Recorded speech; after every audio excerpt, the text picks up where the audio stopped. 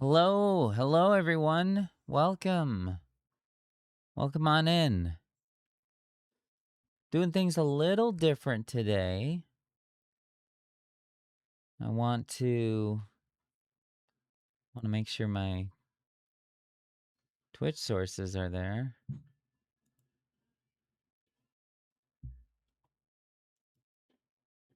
Let's see. So today, August 8th, 2026. Today is it's a very special, meaningful day. It's a day that I wanted to shine the light on. It's Severe ME Day. Severe ME Awareness Day.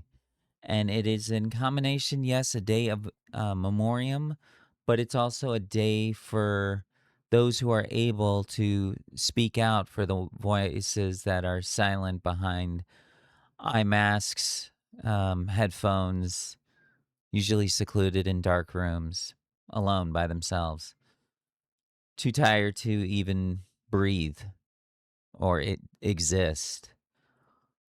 And if you're interested in finding out more, you can do ! severe ME. And then that will tell you a little bit more about what severe ME is. It's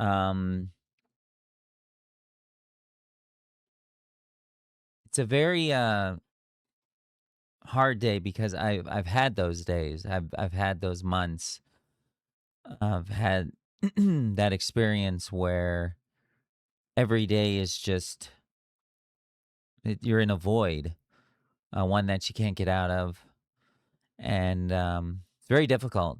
Mentally, it's a strain, and just sitting up or turning the wrong way, that could be the end of the day. That could be what sends you over the edge. For me, it was having to use the restroom. Anytime I had to use the restroom, I'd have to be worried and concerned and fearful that I would be down for days on end afterwards. But you kind of have to use the restroom, right? So there's one more exclamation point that I just want you to be aware of.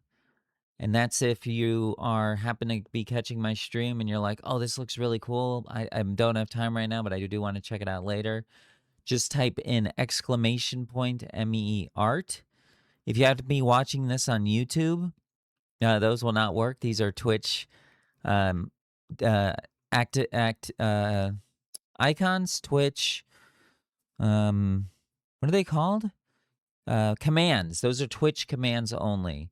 But if you're having to be coming in the next few minutes and type in ! MEE art, you can go to the website that I'm at right now. That's right in front of me. And check out the video. There's also a writer's gallery.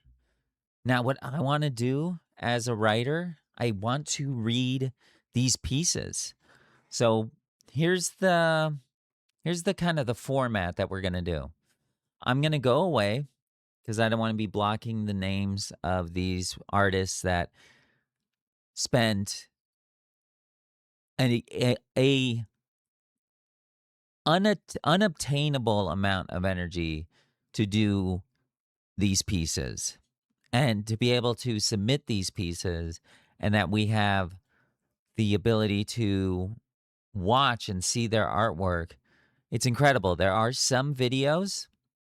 There is a light background atmospheric sound happening throughout the entire video. So if you are sound sensitive, I would ask that you mute now if you haven't already. I don't know if I have captions. I know YouTube does captions. I don't know if Twitch does. And if they do, and you are a streamer yourself, and you're able to explain it, please let me know how to do captions, because I'm not sure. I am on OBS, so I don't know if there's like an automatic thing that I could do. But some of the videos there are a few videos where people are either talking about their illness or their disease. And again, if you're sound sensitive, you can just mute right now. I don't think there's anything too kind of like where like it's a light. There's no strobing effects, so you should be okay there. If you happen to be a person that gives care to someone with severe ME, welcome and thank you. My dad's been a certified caregiver for 5 years now, and it is a thankless job. But he says we're family, and I do anything for you, and the feeling is mutual. So, to those who are watching that do give care to these patients, I hope you enjoy the show. The Artist Project, I hope you get something out of it today. If you are someone with severe ME and you have me watching this, thank you for stopping on in. So we're going to watch the video. I'm going to go away. I think I'll mute myself as well. And then I'm going to read the writer's gallery. And then we're going to watch the video again. And then I think that'll be it for the stream. So there's, let's see, 3, 6, 9, 12, 15, 18, 19 different pieces. No piece is very long, so we'll be able to get through them relatively post haste. But I also want a time for, if you have to be watching this on YouTube and you want to send out a comment, I'm doing this as a premiere, so you'll be able to see that video. If I'm able to figure it out, it'll be in collaboration with ME Action. Full disclosure, I am a volunteer for the ME Action social media working group. If you've seen me, I've sometimes do videos for them as the photo alchemist, CoRy the cat. So let's begin. And once again, thank you to everyone that stopped here today.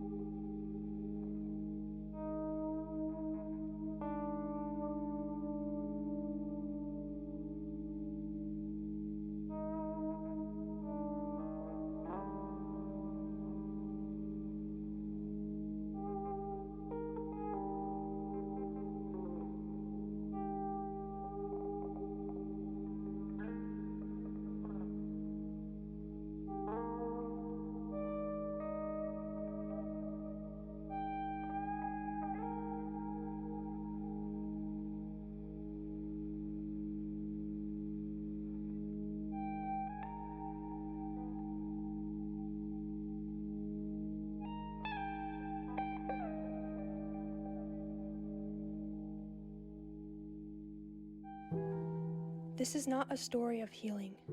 It's a story of survival through silence in a broken system dressed up to look like guidance.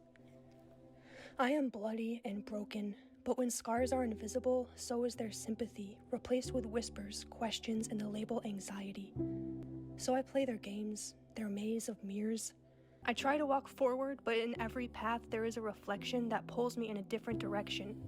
Don't be lazy, don't push past your limit. No treatments will help, this medication will work, just give it a minute.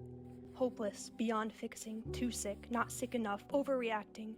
And through all the broken shards, I try to hold on to what I know is true. But when every voice around me insists you are wrong, the problem isn't what you thought, it's you. I start to unravel. I start to split in two. So many fight this war with no name, invisible battles that textbooks never claim. If it's not on the page, it must not be real, so they're left to suffer, to spin the fortune wheel. Around and around and around it goes, praying for answers, landing on no. Some just fade, or lose hope in the wait. Some take their last breath in a room full of fluorescent light and too late. I should know. I was one of them. But I lived. Yet still I wander around, bumping into mirrors, begging doctors to see my tears, for insurance companies to see my life as worth the cost, for people to see that I am tired of getting lost. Do you see me now? I want to shout. Do you see what you've done to me? These side effects, these piles of pills, these bones protruding from my skin, the people I know who you've killed with your games. Do you see what you're doing? You spin lies into confidence and call it competence. That's the thing about mazes. They're meant to confuse. Built to keep you quiet, compliant, and used. But I am still here. I am still screaming. And if anyone's listening, let this be the moment you stop dreaming. Wake up. Look at me. Look what you've done. This is not a victory. This is what's left of someone. And I'm not the only one.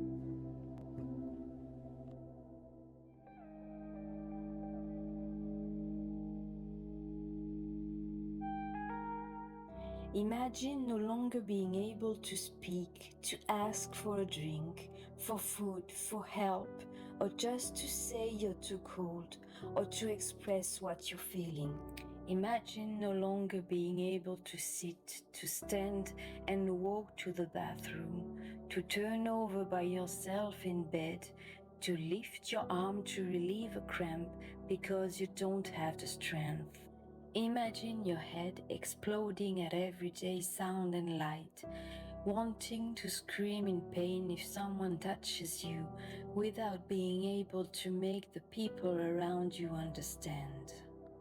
Imagine not managing to eat by yourself, not even able to suck anything through a straw, having to be fed with a siren, only liquids, because you no longer have the energy to chew anything. Your stomach can no longer digest either, and the nausea is constant. Imagine your body shaking non-stop, seized by uncontrollable spasm that exhausted you even more. Imagine your body no longer belonging to you. Someone changes your diapers. You are cleaned, your body exposed in its decline. Decency no longer exists when you have very savory meat.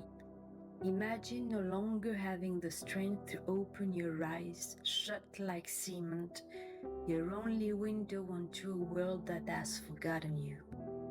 Imagine living like this day after day, for weeks, for years, in discomfort, ignorance, and indifference of those who should be helping you. My 12-year-old son doesn't have to imagine. He has been living it for almost 4 years now.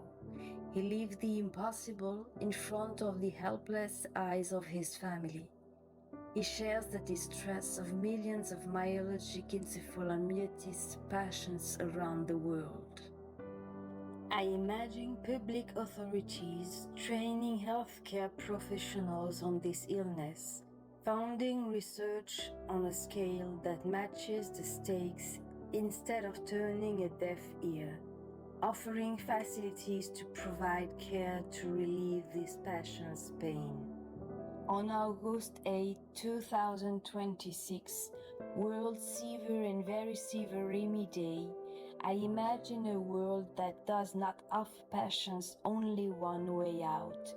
assisted death.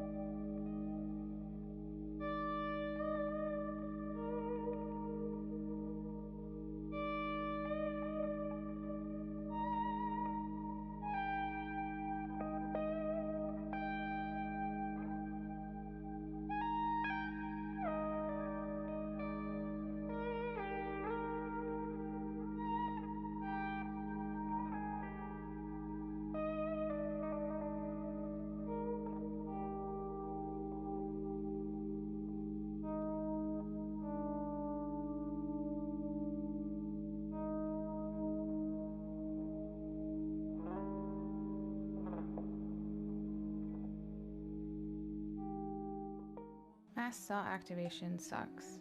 It's caused because of this little mast cell that releases histamine into my body, and because of that, I end up breaking out in hives and rashes. A histamine bucket fills with things around me, and it causes symptoms throughout my entire body. This includes my bones, which feel like they're on fire, and I get brain fog so bad at times that I can't think clearly.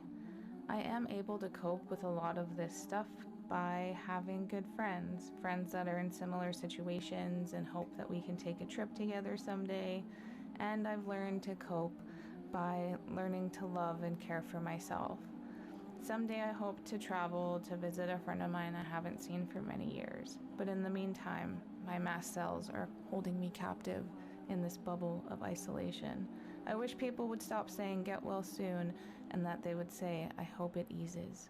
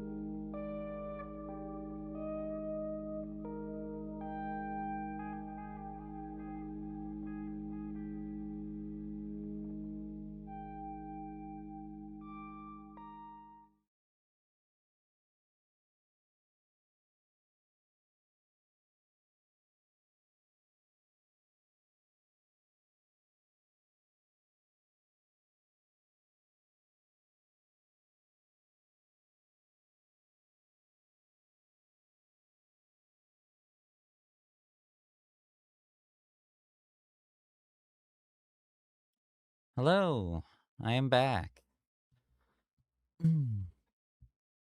So that was the Severe ME Artist Project 2026. We will play that again after I read some writings that were submitted. I saw that there was a writers gallery, and I wanted to give a chance for their words to be heard out loud. This video will be going up on YouTube as well. So I hope they get a chance to see it, or the caregiver that might have helped them write it, a family member, a dear friend. So we're just going to go in order. The first one is The Fight You Never See by Steve Abrams, 7 months with severe ME. The poem I wish I never had to write. The fight you never see. They tell me, just ask for help, as though help waits kindly by the door. They do not see the hours spent preparing for another war. At work, I sit beneath bright lights, my body keeping its own score, while every task demands a price it never had to pay before. I ask for fairness, nothing more, a little understanding, room to cope. Yet meetings gather, forms appear, and simple requests become a slope. I remind them, gently at first, then firmly when they choose not to hear, that rights are not a favor granted, and the Equality Act still lives here. I carry evidence, explanations, letters stacked like shields and spears, each accommodation justified through exhaustion, doubt, and years. Then comes the doctor's waiting room, the battle for an appointment slot, the race to reach someone at all before another chance is lost. And when at last I sit and speak, describing symptoms strange and wide, I watch confusion cross their face as I explain my life inside. The words are heavy from repetition, post-exertion, pain, collapse, decline, explaining that what seems a little effort can steal tomorrow's strength from mine. Then comes the blue badge application, another hurdle, another stage, as though mobility were measured only by this distance crossed on a page. I explain again that walking once is not the same as walking twice, that every journey has a cost and every outing bears a price. Still more forms, still more proof, still more strangers to persuade that invisible does not mean absent, that hidden wounds are no charade. And then the DWP gatekeepers, guarding judgment behind a screen, asking questions shaped for bodies that have never known what ME can mean. Again, I tell my story slowly. Again, I fight to make it clear that surviving each day is labor, that disability is already here. They call it assessment. I call it proving my reality once more. A life translated into tick boxes, while dignity waits outside the door. Yet through it all, I keep standing, or sitting, resting, pacing, adapting, still. Not because the fight is easy, but because surrender costs more than will. So if you see me, tired and quiet, know the struggle reaches far beyond disease. For alongside every symptom carried, our systems navigated on bruised knees. The hardest part is not always the illness, nor the limits my body must meet. It is fighting for fair treatment from every person, desk and seat. And still I persist. Not because I enjoy the battle, not because I have strength to spare, but because fairness should not require a fight, and because I deserve to be there. And that was Steve Abrams, The Fight You Never See.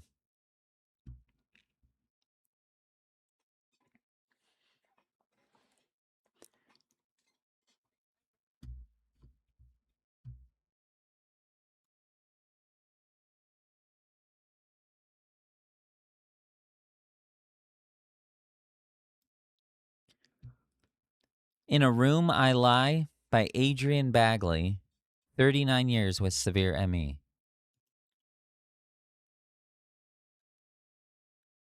In a Room I Lie, for Rachel, by Adrian Bagley. In a room I lie alone, just a boy, not fully grown. I wish I'd known to make the most of joy before time moved on. My youth has gone. In a room I lie betrayed. I cry for mercy, but mercy stayed. Tired though I sleep for days, sleep will never come in a haze. Caged by what makes us free, taken by what makes me, me. By my own body, undone. I'd fight, but fighting's tough.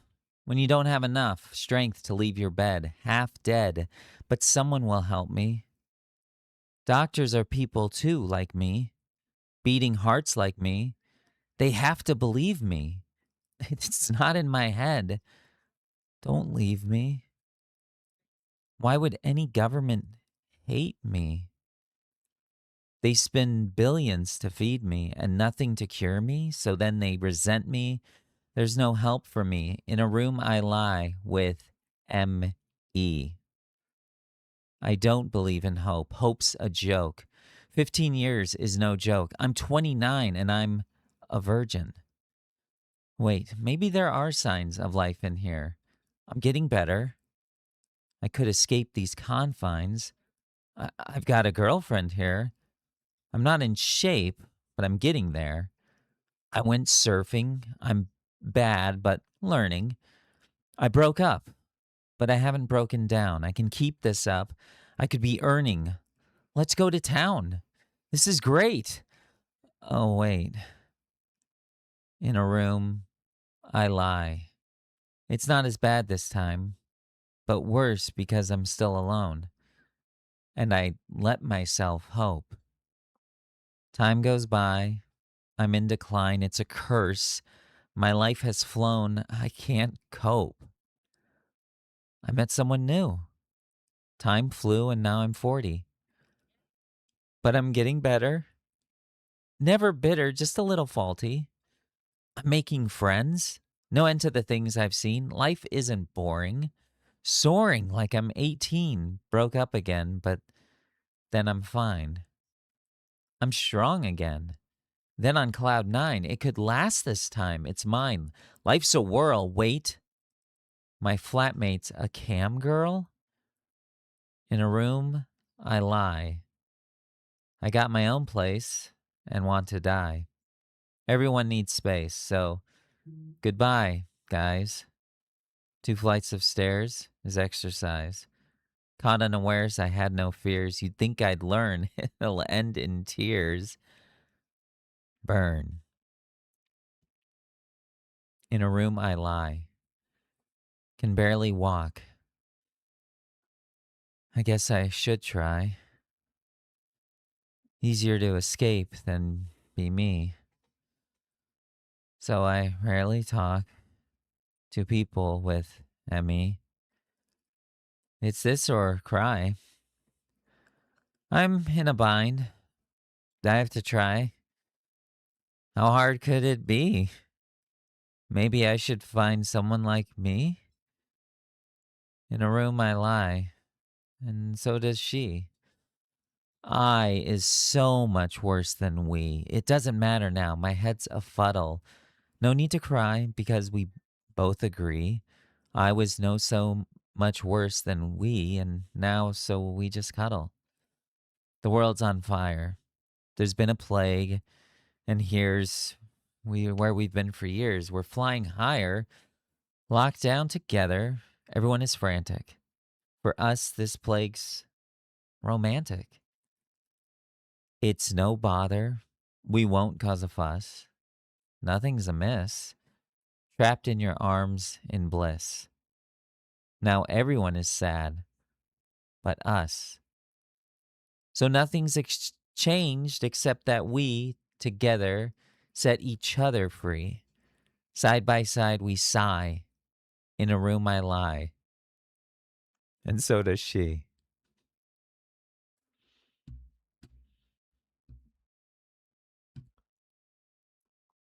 That was In a Room I Lie for Rachel by Adrian Bagley.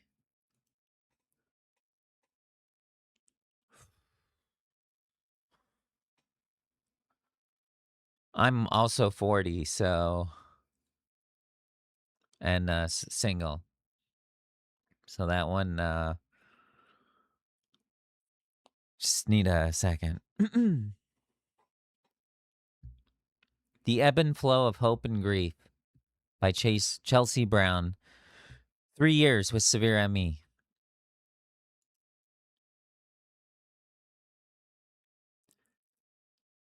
Sometimes it's easy to get lost in the lie that this reality is acceptable. I've numbed myself so adequately that nothing hurts most of the time. I don't notice the cuts, the incision, the needles, the surgery, the stitches. I don't notice it at all. But then there are times when I run out of whatever I used to mask it all. Suddenly, I feel everything, all of it. It's overwhelming. It's too much. Is this really how it is? Everything is wrong. Things aren't right. Nothing is how it should be. How did I not notice that it was this bad? And the storm comes and the waves crash in, and sometimes they take me out so far they almost drown me.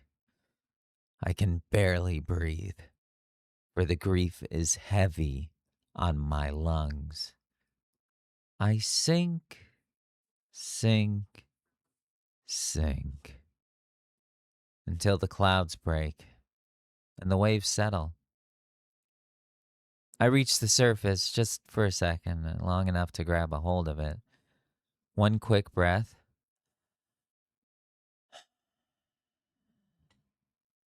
Hope. It comes down like an angel from heaven. A ray of sunlight in darkness, and it's just enough to bring me back to that place where the pain is gone and I am ignorantly unaware everything is okay again. For now. For now. Chelsea_Brown_3. My guess is that is their socials. And that is The Ebb and Flow of Hope and Grief by Chelsea Brown.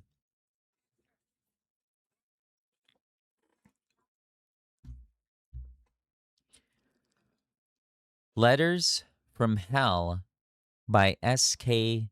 Caveny. 1 year with severe ME. Letters from Hell. S.K. Caveny.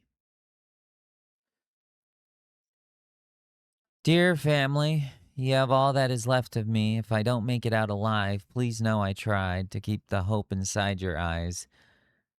Dear lover, oh, I could never have another. You have given me your life, so much goddamn sacrifice. In this fire, you're my ice. Dear doctor, what have you left to offer? When did you lose your curiosity for curing me? You hung up your white coat quickly in defeat. Dear neighbor, can I ask for you for one small favor? Could you follow the golden rule? Your willful ignorance is cruel. This could happen to you too. I've lost track of all I've lost. I'll grieve as long as I can breathe. Still there is so much left to lose of me. Oh, mend me, please, please, please. Dear God, why have you left me here to rot? I could scream until my throat is raw. My jaw goes slack. You lost my faith, and I want it back. You must see your mistake. I could do good work all my days instead of burning in these flames. Dear Lucifer, pleasure to meet you in this crucible. I see now how it's credible your bid for power, since God disappeared at my darkest hour. You're well known for making deals. I'd kneel for you if you would heal me and let me out of here. I've lost track of all I've lost. I'll grieve as long as I can breathe.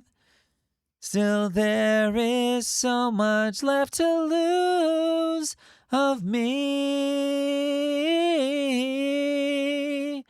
Oh, mend me, please, please, please. Dear patient oracles, you sent so many warning signs. I was waiting for a miracle. It didn't come. I didn't heed them in time. Now my fate is intertwined with yours. In this darkness we wander through, still there's a light in us we can't ignore. Let it shimmer while I rest with you. Let my tears glisten next to you. Let me spark some unrest with you. I'll make it out of this hell and climb back up the wishing well. I'll throw down a coin time and again till you're all topside with me, my friends. We've lost track of all that we've lost. We'll grieve as long as we can breathe. There is no way to count the cost. Still, there's so much left to gain for you and me. Yours sincerely. Oh, mend us, please, please, please.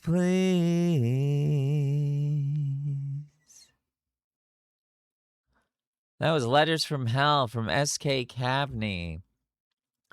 I realized halfway through that, oh, this is a song. So, S.K. Caveny, I hope I did it justice. Thank you for sharing your piece. And thank you all for being here, watching this, scrubbing through, finding time when you have the energy to do so. Please, if you can't watch right now, it's okay to put down the phone. It's okay to step back from the computer. It's okay to rest your head. It's okay to just listen. Let's continue. Hello, Apollo Justice. We are here. We're reading some art from Writers Gallery. There was a Severe ME artist project. If you're interested in what that is, I have exclamation points in the description. I can send them. I can send one now. Where is it? There it is. So it's a very special day for me as well. Let me make sure. I want to make sure I spell this right. There we go. So if you happen to be just joining, today is August 8th, 2026. It's Severe ME Day. ME refers to myalgic encephalomyelitis. It's a very misunderstood and often misdiagnosed neurophysiological condition. Today is a day of remembrance for those we have lost and a day to spread awareness through advocacy for the ones too exhausted to speak. I am a volunteer for ME Action. I work with their social media working group. It's been amazing getting the chance to volunteer to share to this community that has saved me on so many occasions. Most recently when I was pretty much going insane while I was what felt like dying in the bathroom for the last 20 days in a row due to a parasitic infection. Most likely cyclospora, we don't know for sure, but it was, it's a lot. And if it's a lot for people that are in the best health, it's can send us to the emergency room. It can send us to a different plane of existence even. So that's what we're doing today. And I decided, as a writer, I wanted to read these pieces out. Maybe this is the first time people are hearing their pieces being read out. So we're going to continue with the Knowing the Risks I Dared by Anne Condorelli. 2.5 years with severe ME. Knowing the risks I dared. Knowing the risks I dared, use my precious energy to travel to the doctor by tram. 2.5 years since doctor said, stop. Dreams of returning to a life, humming along with family, friends, adventures, teaching, halted midlife.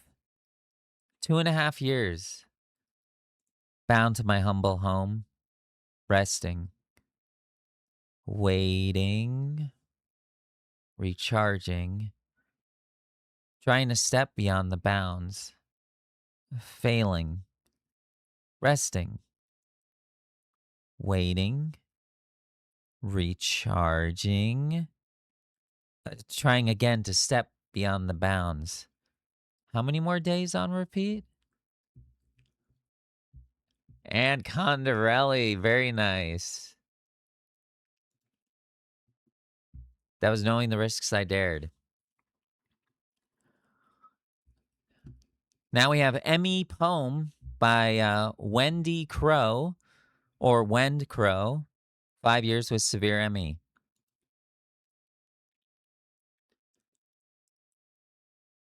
Where has my Lexis gone to translate my body to black shapes on a white page? Where has it gone? Is it you? Dear reader, did you get the flu and never get better? Have you never been in bed for 32 hours? Welcome. Hold my hug for you and your tired mind. Let us find peace in our pain together. It will only take a minute. To myalgic encephalomyelitis, please take your nasty boot off my neck. I know you won't, but could you at least try? Think positive thoughts. Get some sunshine. Do some yoga. Eat more kale. How about CBT?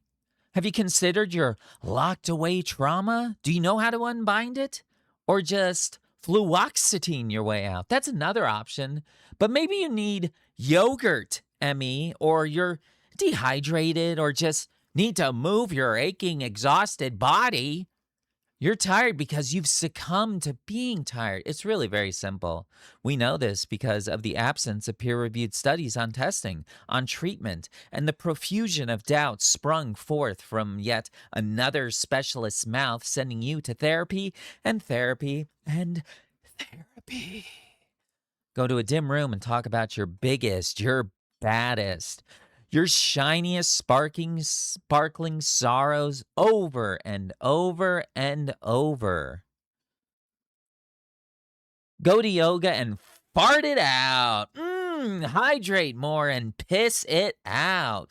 Fill your microbiome with more fiber, more lazy cowards and morons who say your numbers look great. Epitome of health. Sprawled on the floor. Wrists shoved into aching eyeballs, pressure to battle pressure, happy thoughts to battle your gone future and your new future. Emmy, you need to consider making more of a spectacle of yourself. Get wasted and set the wrong things to the sound of a record screeching to a vault. Isolated now from the player, alone in the bed, the bedroom, the den, because the living room, it's too bright, gives you a headache. Please answer me. Who can I blame for this? What distant relative did this to me? What virus did it to her? Did she seek infection? If so, where? If so, what vehicle? Needles? Skin touching skin? Breathing air? And who occupies my crippled body with me? Melly, is that you? No, couldn't be. You never retired. You raised your daughter all alone. Helen, were you completely exhausted in your wide open dysphoria? I could see me doing this to you, being another trigger, shoving yourself deep down with the force of a bullet. A pore of light narrows far above me as my body drapes around the molten core, and finally I rest. How many wild beasts allow you to watch them sleep? How many beasts hide in a private sick bed? There aren't many of us to be found in the wilderness, the sleeping, the slain, the convalescing. You won't come and find us? I am not the owner of this vessel I thought I owned, implies the man trying to sell it to me. Damn.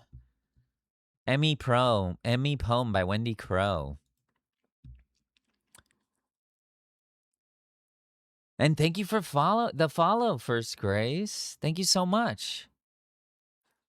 Just reading some some of the writers gallery of the Severe Emmy Artist Projects for 2026. We will continue with In This Economy by Jaxx Davis. I gotta fix my pillow, I'm sweating. Sitting in my reclining wheelchair with my new microphone, and it's an absolute privilege, and I feel very blessed that I'm able to read and share these words. That takes so much to write. It is so hard to write something like this when you're having like your best day, right? Like you got your matcha latte in hand, or you just went to your favorite eatery, or you just saw a friend you haven't seen in years, and it just recharges you. Even writing on those days, it's hard. It's hard. It's hard to write. To really just pour yourself into a blank page. Whether it's in a what are those called? Molden books? Molten? The note. Oh, geez, what are they? They're the notepads. Moleskins. Thank you. um, whether it's writing in your moleskin, if you're like analog, or typing, or even reading these words and a automated service typing it out for you, text to speech, for instance. You know, the accessibility. All right, In This Economy by Jaxx Davis, 13 years with severe ME. I don't want to have a body anymore. No nerves spreading themselves out like fire. No brain burning hot with too many thoughts. I want no more of that heavy limb feeling that weighs me down, that ties me to this bed and holds me in place. My existence has become a delicate and careful balancing act, always sending me to fall to one side or another, always having me climb up to try again. I'm tired, and I'm in need of being nothing, feeling nothing, existing nowhere. Not like an erasure, but a pause, a moment to take a breath.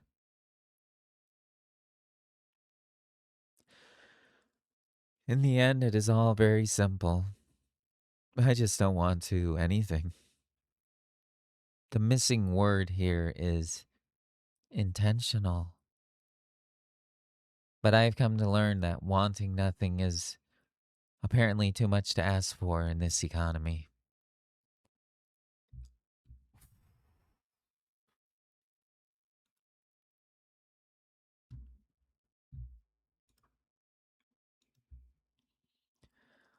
Thank you for the follow, MC Uglyface.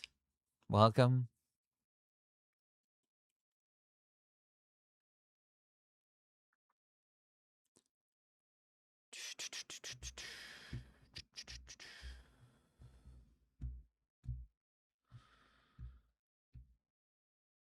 Okay.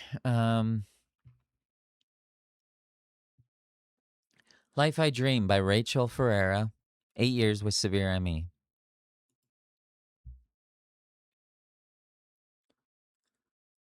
Sometimes it feels exhausting to be a human. So much weight, so much waiting for the things we think we want to come to be. So much illusion, disconnecting us from our real reality. So much separation from each other, even from ourselves. Separation between who we think we are and who we really are. Separation between who we're meant to be and who we believe we can be. Separation from our truth. It's an illusion, all of it. Even the disconnection is an illusion. In a reality, the real reality, we are one with ourselves, with each other, and with the infinite. And each moment carries within it a spark of creation, meaning in each moment, everything is possible. Each moment carries within it a new beginning. Each moment carries in it new manifestations of new realities. Each moment, a moment of birth. And if we can remember this, well, this human thing can feel a little easier, a little lighter, a little brighter. If we can remember this, if we can remember that the best thing to do when we feel the weight is to breathe. Breathe. Reconnect. Presence ourselves. Feel for our oneness with the infinite. And if even for a moment, a second, we think we feel it, well, that is straight up magic. Even that starts to settle our soul. Even that is enough to make us think. Maybe this human thing isn't so bad. Maybe it's kind of fun, even. And maybe, just maybe, if I keep connecting to the momentary sparks of creation, moment by moment, day by day, I just may find myself living the life that I dreamed.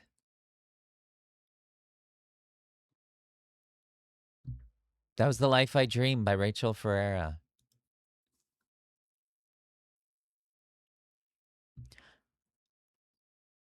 My pleasure, MC. It is. It's an illusion. Sometimes you almost like gaslight yourself. You gaslight yourself that you're either, are you too sick? Or you gaslight yourself, am I too well? Right? And I don't know. This is a safe space. You can share with you want if you want. If you you yourself or know someone that has ME, not putting it out there, not putting you on the spot, or anyone on the spot that happens to be in the comments. But if something connects to you, if something really like clicks with you, please share it. Please share it. And if you happen to find me on socials and you want to share something that you've been working on or something that you want maybe read, I'll read it. We can even talk a little bit so I can kind of find what your voice is like.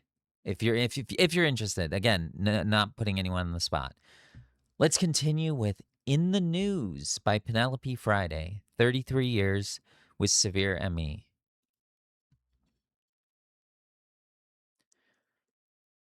You've seen the headlines. You've heard the news. Benefit scroungers should pay their dues. Disabled people aren't worth the cost. All money to them is money lost. They're lazy liars or useless freaks. Slap DNR signs on all the weak. But those aren't the words. That's not the song. We won't join in. We will not simply sing along. I may be broken, but unbowed. I'm in pain, but I'm still proud. If I can't work, I still have worth. We are people. We are all people on this earth. You might not see us. We see you. And we see all the things you do. Believing you will never be someone with pain and needs like me. You've seen the headlines. You've heard the news. Benefit scroungers should pay their dues. One moment's luck, and this is you. Might loathe the thought, but still, it's true. Illness does not discriminate. It might be you that someone hates. So those aren't the words. Let's change the song. Just don't join in and do not simply sing along. I may be broken, but unbowed. I am in pain, but still I'm proud. If I can't work, I still have worth. We are all people on this earth. I may be broken, but unbowed. I may be in pain, but still I'm proud. If I can't work, I still have worth. We are all people on this earth. We are all people on this earth. Let's change the world. That was In the News by Penelope Friday, which is so it's like it feels like a name from a 1920s film noir. Penelope Friday, she's the femme fatale, and she happens to be a news anchor. Who knows? There's something there. It's a good writer's name. All right, this is 3 Haiku by Glue. One year with severe ME. A stone in my shoe. Let it bite with each step or stop and take it out. Bright shores never swum, jungles untouched, mountains bare, behind silicate. Endless labyrinth, crumbling walls and overgrowth. Let me sleep a while. Beautiful, Glue, beautiful. Haikus are one of the... I tried to write haikus. I tried to do it for like a month, and it just didn't feel natural. It felt stilted. It felt tethered to my judgment, and they never were freed. They were never able to be unstuck, if you will, for lack of a better word. All right, we're moving right along. Should have brought a bottle of water, but oh well. This is Rotting by Alma K, 1 year with severe ME. Rotting. In my room, all the flowers are of plastic because nothing here can thrive. But for my 18th birthday, I was sent flowers. They've sat in a vase for 3 days now. Spring green and truly beautiful. Beautiful like I once was. Vibrant and wholly alive. Just like those flowers I'm wilting. I fall to the ground in pieces like petals all scattered across the forest floor. I know now I will rot with them.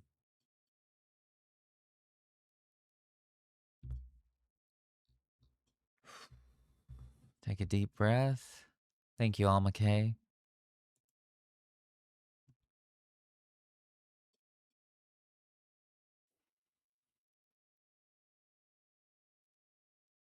I think what I'll do it too in the description, I will on YouTube, I will put a timestamp, so you can go directly to the poem if you don't have enough energy and you want to like come back to them and not scrub through the video, because I know that can be exhausting in its own right. So I'll make that as easy and as accessible for those who aren't able to be here live as much as I can. Okay, this is Being Present by Lisa. 3 years with severe ME.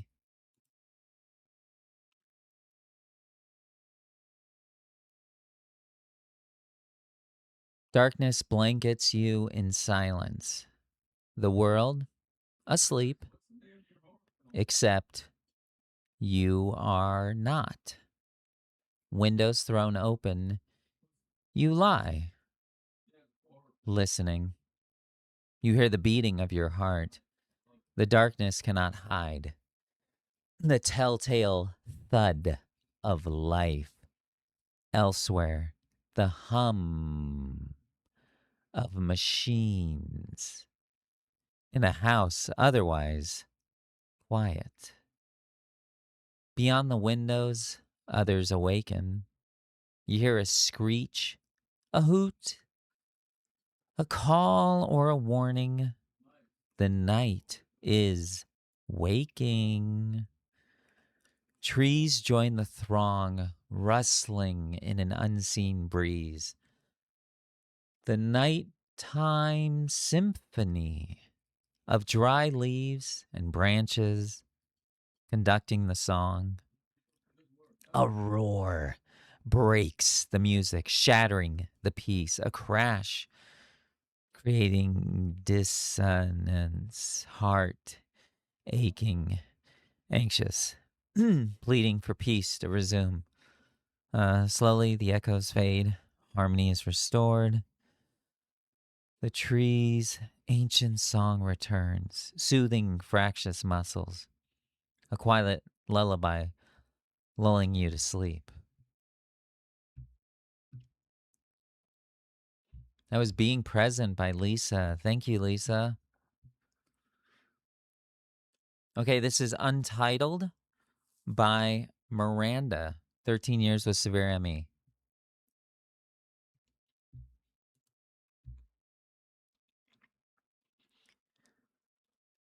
As I lie awake and sore, the cat curls up and starts to snore. Look at him, the little creep. How easily he drops off to sleep. I toss and turn and toss some more. This really is a total bore. He stretches, yawns, then dozes again. I grit my teeth and count to 1, 2, 3, 4, 5, 6, 7, 8, 9. I've had enough, you little rat. Oh, how I ache to slumber like a cat. I'll wake him up. This is my plan. If I can't sleep, then no one can.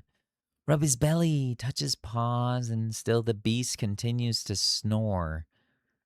How is he allowed such peace when nothing I do affords any release?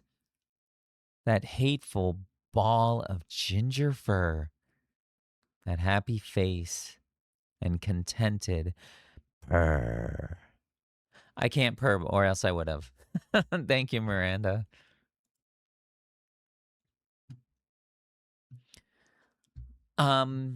To answer, in case anyone is curious, no, I have not read these ahead of time. I just kind of feel it out, which is I get immense joy out of like sight reading. I used to do it more professionally for auditions and stuff, but those days are far and in between nowadays. Okay, Emmy Call for Just Care by Lisa New. 19 years with severe ME. Oh, wow. Okay. Oh, great. Okay, so this is like an academic paper. Okay. Myalgic encephalomyelitis, ME, call for just care. ME pain and exhaustion crashes patients to unconsciousness, abnormal, sudden, irresistible pull to dark void. A kind of deep, faint, unwakeable, days missing at a time. Return awareness slow, hard, heartbreaking, memory loss, confusion, dizziness, pain all over. Science thinks genes, virus, or trauma affect our cells' power stations. Too few facts at this stage to truly know. Prevention, treatment, and cure remain a future hope for now. To survive another hour, another day is the play. A rhyme to parlay living, its horror is my way. My pray for more research and better care for a life worth living. As ME patients, we are millions invisible, uncounted, uncared, too ill for health appointments to communicate our needs. The painful hopelessness we live overrides outsider compassion. Funders, researchers, providers would rather not know. In moments of fleeting clarity, I raise my voice to a shout, as past researcher and doctor and patient for radical change. What can be done for ME patients right now include education, research, funding, awareness, best practice standards. Provide what is just for us, as with ME, we are more ill than advanced cancer, stroke, end-stage kidney disease, congestive heart failure, schizophrenia, or major depression patients. Only 5% with ME recover, 95% progressively become severe, 25% of such severe become permanently house and bedbound, 6 times higher suicide rate than the normal population. Learn our symptoms to help fight our cause. Pain, burning, all over. No treatment. Takes away mobility and joy. Trigger of post-exertional malaise, PEM, prevents attempting normal living or exercise. Cognitive fog steals relationships, workability, and financial stability. Bladder and bowel irritability adds embarrassment and mess. Photophobia with chronic headache leads to living in darkness. Severe sound and emotion sensitivity adds isolation and loneliness. Temporary paralysis and tics, unknown chemical sensitivities, random in occurrence, contribute poor quality of life. Cardiac palpitations and gravity intolerance, stopping normal standing, sitting, or walking, no tolerated extended comfort. Stomach paralysis, nutritional emergencies, tube feeding, malnutrition, organ failure, when severe, cause of death. That needs to be in every newspaper. I'm not kidding. Thank you, Lisa. New. Oh, thank you, Lisa New. Want to make sure I get that right.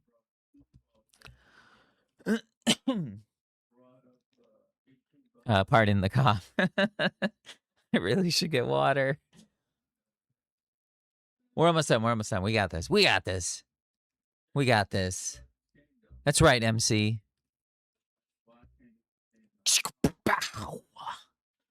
That was a kapow. I don't have a sound effect board. Or else that would have been better. Okay. Breathe. Center yourself. If you are interested, if you happen to also be, maybe you were a voice actor and now you're disabled, or you're wondering how can I even do this? I won't say to recommend, but I'll say what helped me was a microphone arm with extendable boom, which I just got, and also a reclining wheelchair that the patient has the control. So the brakes are on my end when people are pushing me, especially like if I'm in a hospital setting, a nurse starts to grab the wheelchair and they're going too fast, I can slow them down and say like, that's not my speed. Because remember, you gotta advocate for yourself. You gotta fight for yourself, especially when people don't know what's happening or don't believe you. And my wheelchair reclines so I can get, because I have POTS. I have POTS, MCAS, ME, nocturnal epilepsy. I just had cyclosporiasis. That was fun. Not. And but the reclining wheelchair puts me at ease. I can rest in between takes, and it just makes things just that much easier. So that's a little bit of, hopefully that helps. Or if you have any questions, type them in the chat. I'm right. I was right on the cusp of becoming a voice actor. I had a gig that was right on the doorstep, and then I got severely ill and had to say no.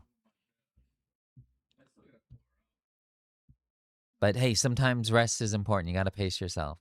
In fact, I got to try out my Visible. My Visible just arrived. Working with my doctors on that because my pacing's atrocious. It's a work in progress. It just takes time by Nisha Pearson. See what I did there? I don't know where to start. My head's a mess, a broken heart. I look at myself and where to go. My mind's afresh with tales of repress. All I wanted was a fresh new start, a clean new life, a different part. But when I look, I stop, I start, like something's pulling me apart. My face is full of fresh new tears, a map of all the wasted years. I can't get back to what once it was. It's gone now. A lost cause.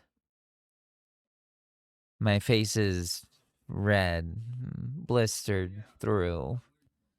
Hair is sprouting where it shouldn't do. I try to laugh when it cuts inside, but sometimes I just want to scream and cry, reminiscent of what was once. A child laughing, taking chances, completely carefree, wild and bright. God, that was me, full of energy. Right?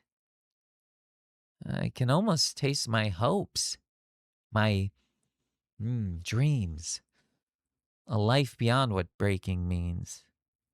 But maybe fate drove away what's mine. Or perhaps I lost it somewhere in time. I would love to be the woman before, just starting out, hungry for more, ready and willing to explore, to feel like I did at my core. If I could rewind time, I would. Put the sunbeam in my pocket if I could. Go back. Go back. I swear I'd stay. Not let it all just drift away.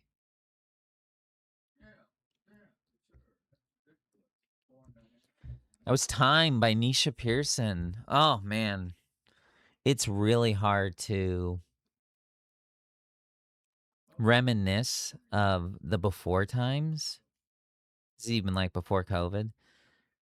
Because I got sick around the same time. I have long COVID now. I didn't before.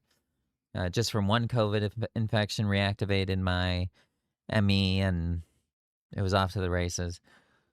But it's even hard to reminisce. It's hard to look at a photo album. It's hard to scroll on social media. I don't mean doom scrolling. I mean past scrolling. And then you see your friends and they're having kids or going off to live in their country of choice. I live in the States. Do you know what I would do to get the F out of town?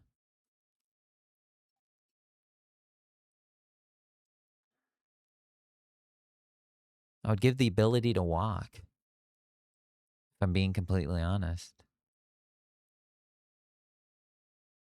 Because then I would feel safe at least. I wouldn't feel like I'm about to be attacked every single day by an administration. I don't want to get too political, but the sewage falls from the top, let's just say. Staunch Democrat, not afraid to say it. And disability advocate. And we're next, if we're not already. What's going on with my mouse? Oh, that was weird. My mouse was like, whoa, dude, that was deep. Whoa. Okay, AI, My Prosthesis by Sarah. 6 years with severe ME. Oh my God.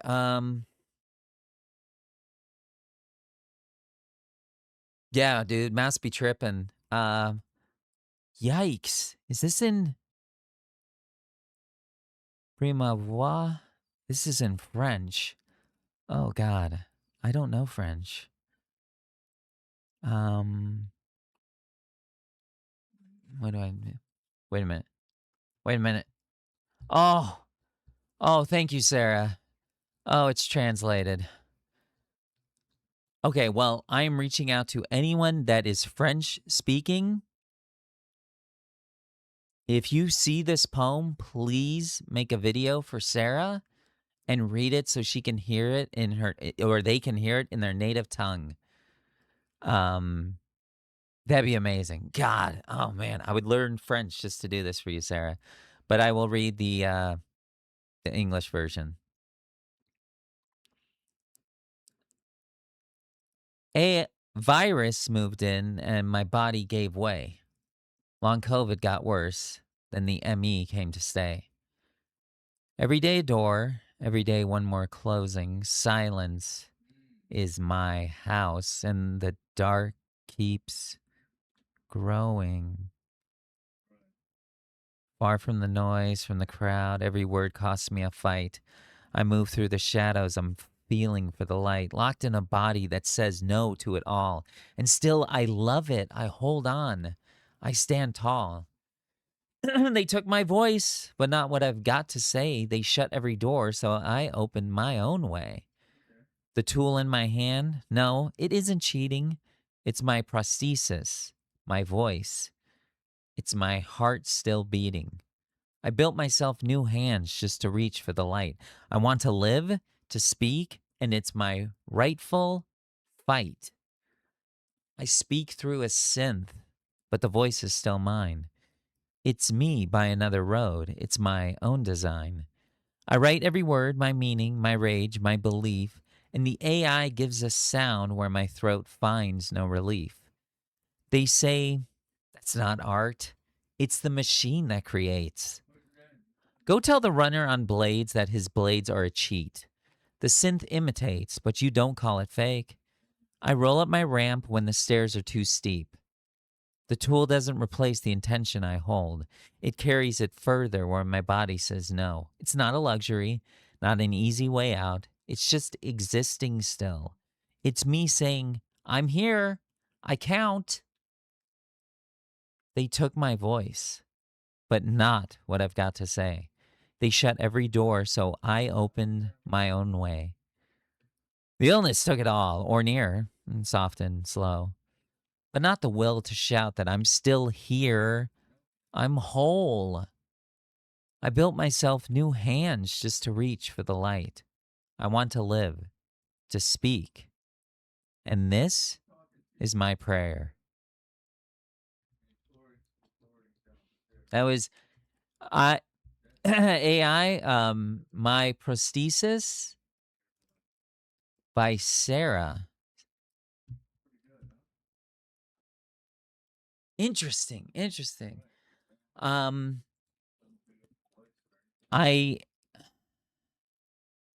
not a fan of like generative AI, especially that it's owned by very powerful people now and they're destroying the environment to make data centers.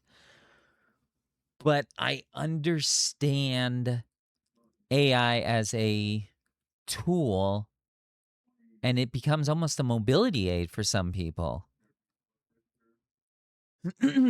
Yeah, right? Well said, MC. Yeah, it's that was cool. That's one of those that I'm like coughing right in the mic. I don't have a mute button. I have to do this manually. Hold on.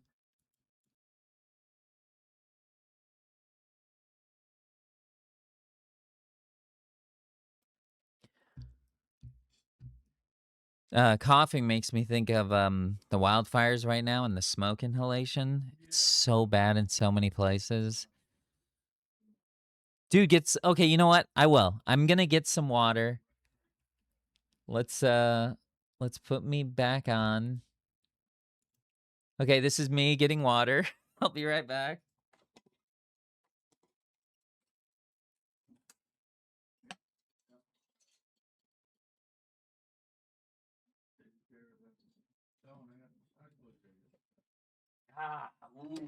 Oh. I forgot I had coconut flavored in that water. Oh man, that is so refreshing.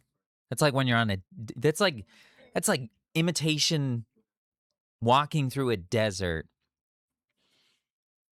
But yeah, AI is going to help with the advancement of other kinds of like prosthesis, like hands, tactile sensation, right?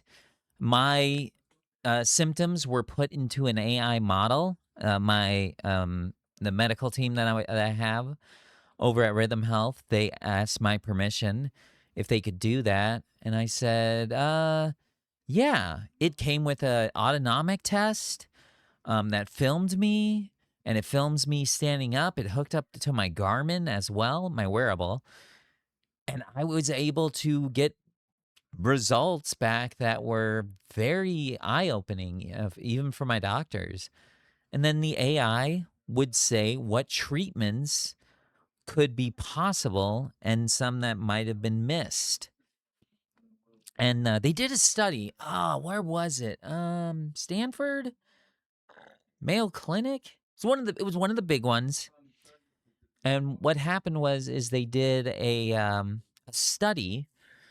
Might have been Yale too, but they did a study where 3 different groups, and it was a group that was AI only, a group that was a X-ray technician only, and then a group where they worked together. So they did 3 different trials for each setting. I think the control group was just what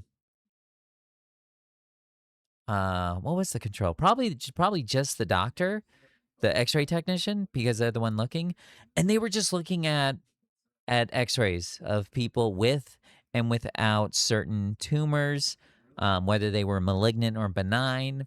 And you know what was interesting? What did the best? People might think, oh, the AI, but you'd be wrong. So then you think, okay, well, then the doctor. Also incorrect.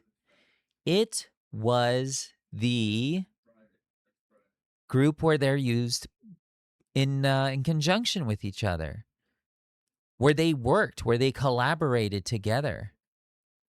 And that was also very much like one of those, oh, okay.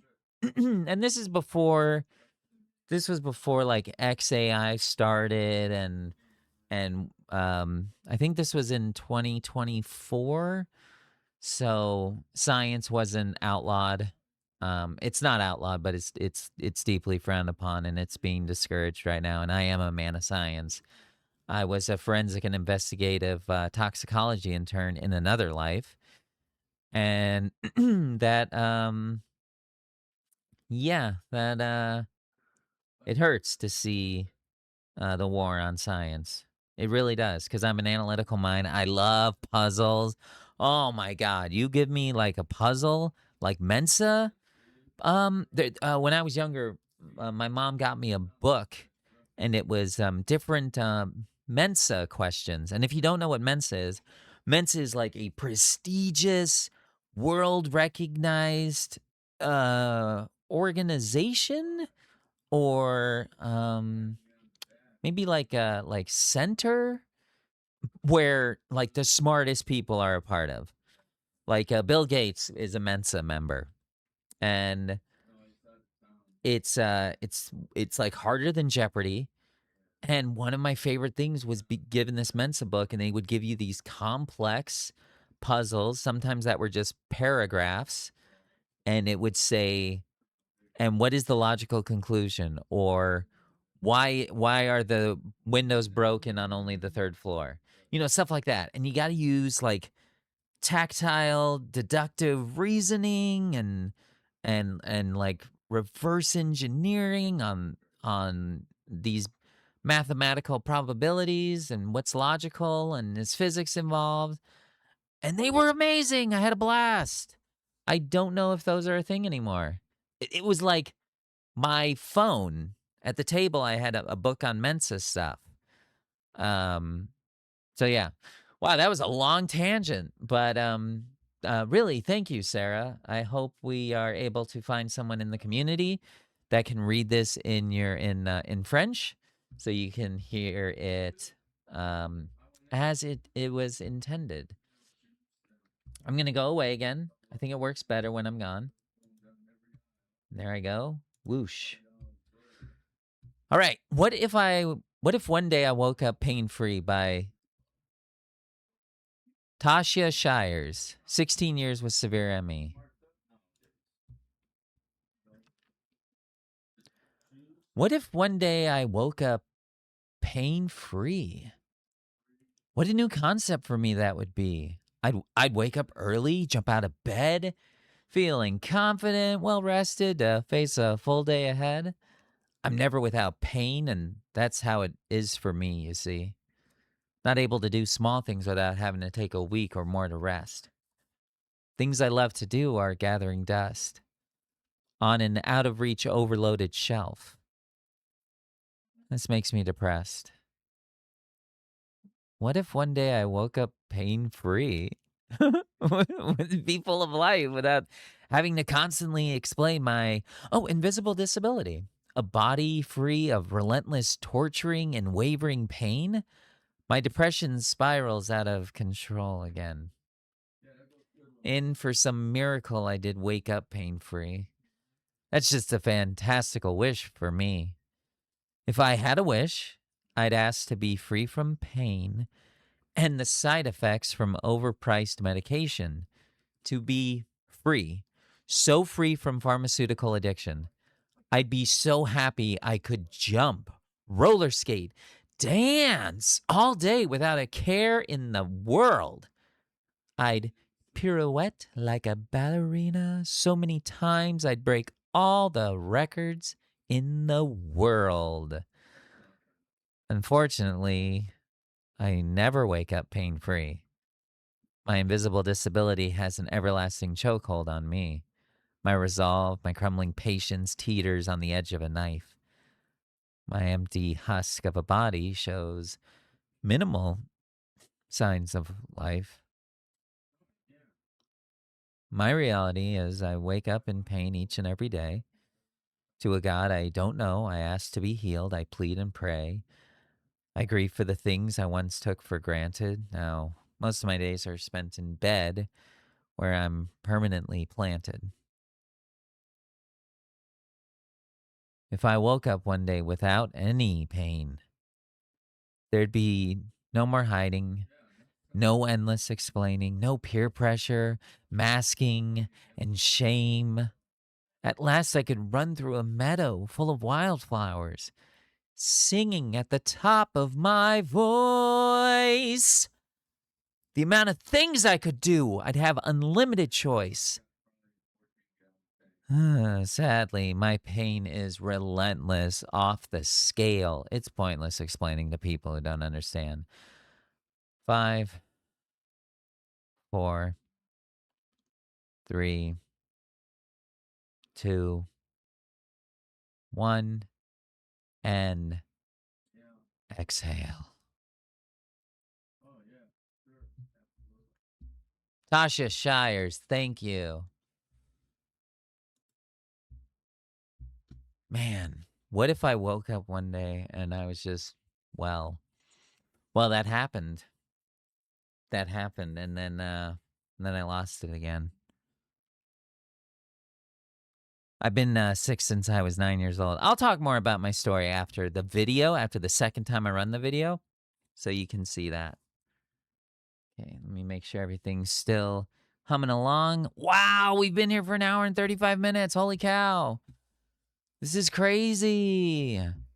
Okay, Untitled by Sophie, 2 years with severe ME. Oh.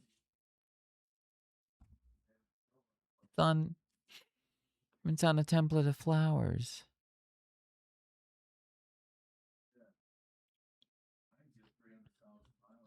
Okay. I no longer exist in the world.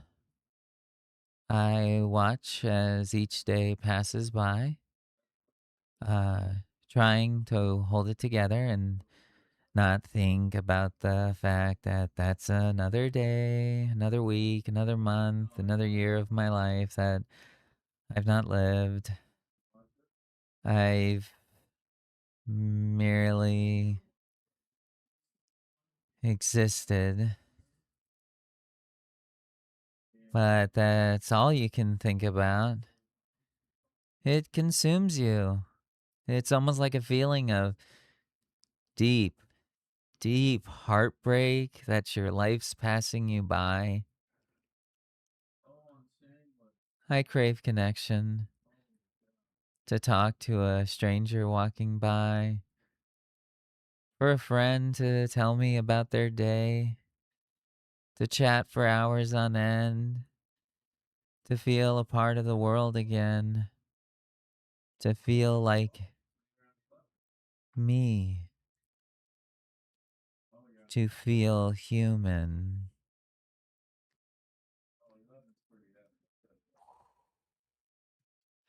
Oh, I love this. It's the I have to read the okay, the name of the file when you open it and you highlight your mouse is blue watercolor floral blank page border document A4 blue watercolor floral blank. That is a beautiful name for this piece. I know it says Untitled, Sophie, but if someone happens to know Sophie or knows the author of this piece, that's what I would call this piece. And if they want it to be shorter, blue watercolor floral blank page.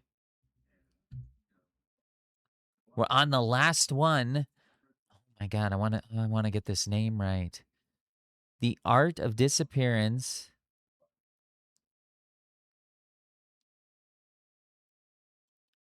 by Katheleign van der Meulen.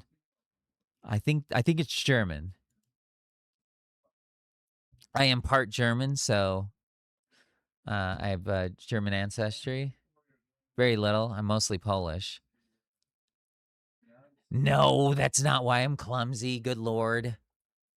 Oh, geez. I'm sorry. Ven. Let me. I've tried to read these pieces without commenting in the middle, or saying like, "Wow, that's really deep." So let's try that again. Breathe. The Art of Disappearance by Katheleign van der Meulen.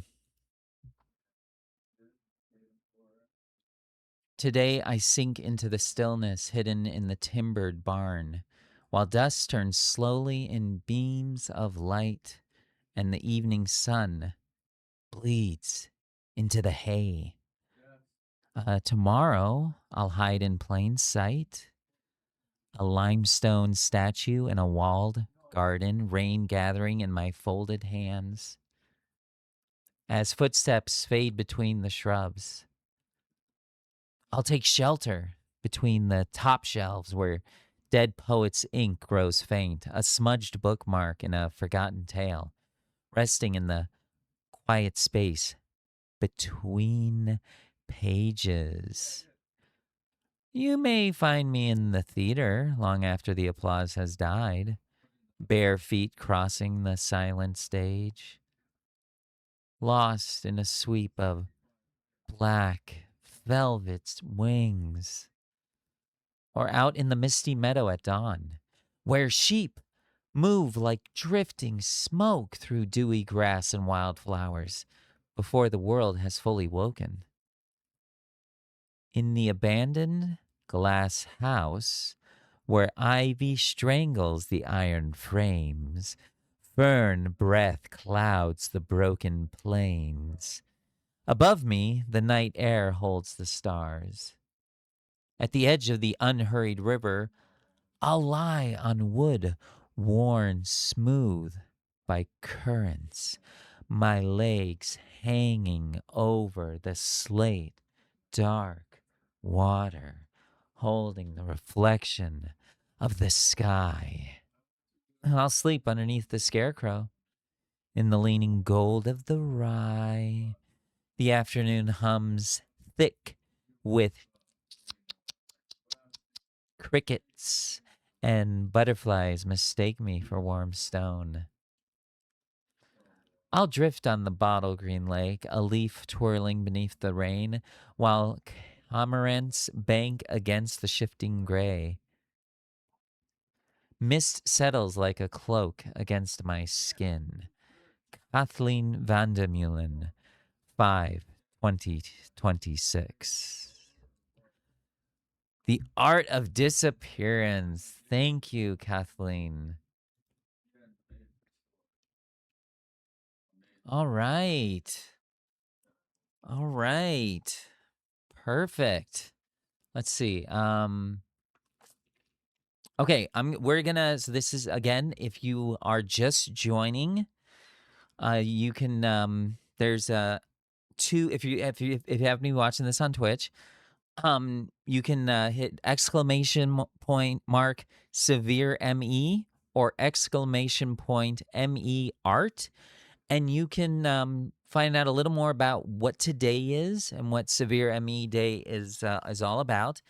And you can go to the website for the Severe ME Artist Projects and ME Actions website, which full disclosure, I am a member of the social media working group. This was, I decided to do this on my own, though. I thought this would be a great idea to read the project and also kind of have it like almost like the way I described it to the head of the social media group is I said, because I ran it by them and to make sure that I could do it. And they're like, yeah, sure, no problem. Was like office hours, right? You know, you throw the office doors open. And if you ever went to like a collegiate setting, especially, teachers would have office hours. And you throw your doors open. Okay, my office hours are going to be 1 to 3. And students just come in if they want to, have a question, maybe discuss why they got a certain grade. For me, it was the only way that I was able to hang out with this one teacher named Jacob Tinsley from across the pond. And Mr. Tinsley was so specific in his utterance of words, and he was just like so brilliant, absent-minded professor. He had chalk on him every single day, but he would talk about gherkins and little strawberries, wavelengths of light. And I just went to his office hours just to talk to the guy, and he even said he's like, CoRy, the next time I see you, I might have to bring you some of my homemade gherkins. And I'm like, oh, that would be lovely. But then I got very busy with classes, and I wasn't able to see him. But Mr. Tinsley, he was a quantum analysis teacher, and his office hours. So that was so I wanted to open up the salon, right? Play the video. And then when I saw that there's a writer's gallery, I thought, okay, I got to read this. I'm a writer myself. Before I got really, really ill, I don't think I could do it now. It took me 10 years to write a novel.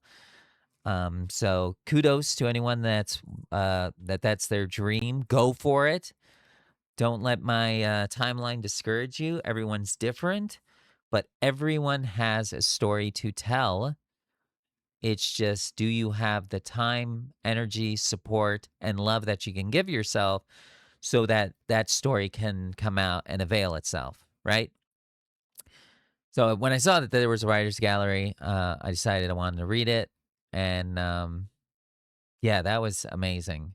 Amazing. Applause. Applause to all the writers. Yay. Round of applause.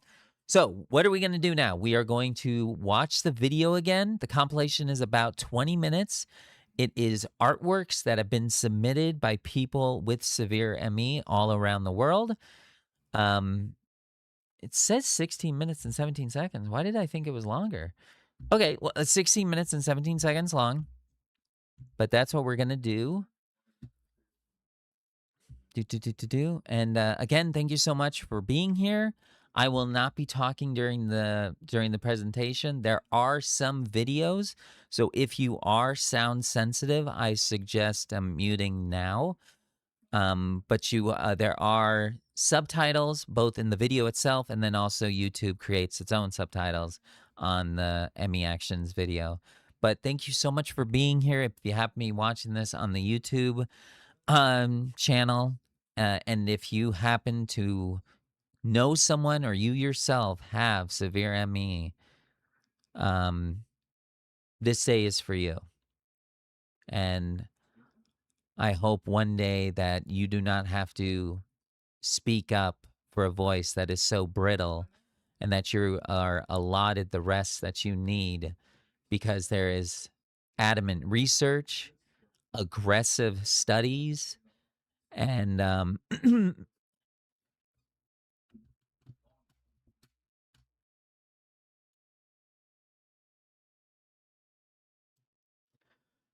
funding. I got choked up on the word. So I'm gonna drink. I'm gonna watch the video. Thank you for being here, and then I'll talk a little bit about my story through my PNG cat, so you can find out a little bit more about me. I'll chat with Twitch, and we'll have a good time. All right. This is the Severe ME Artist Project of 2026.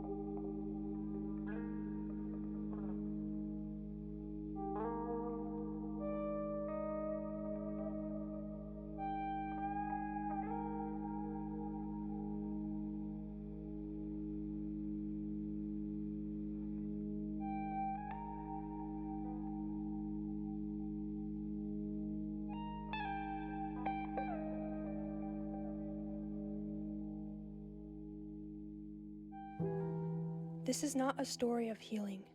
It's a story of survival through silence in a broken system dressed up to look like guidance.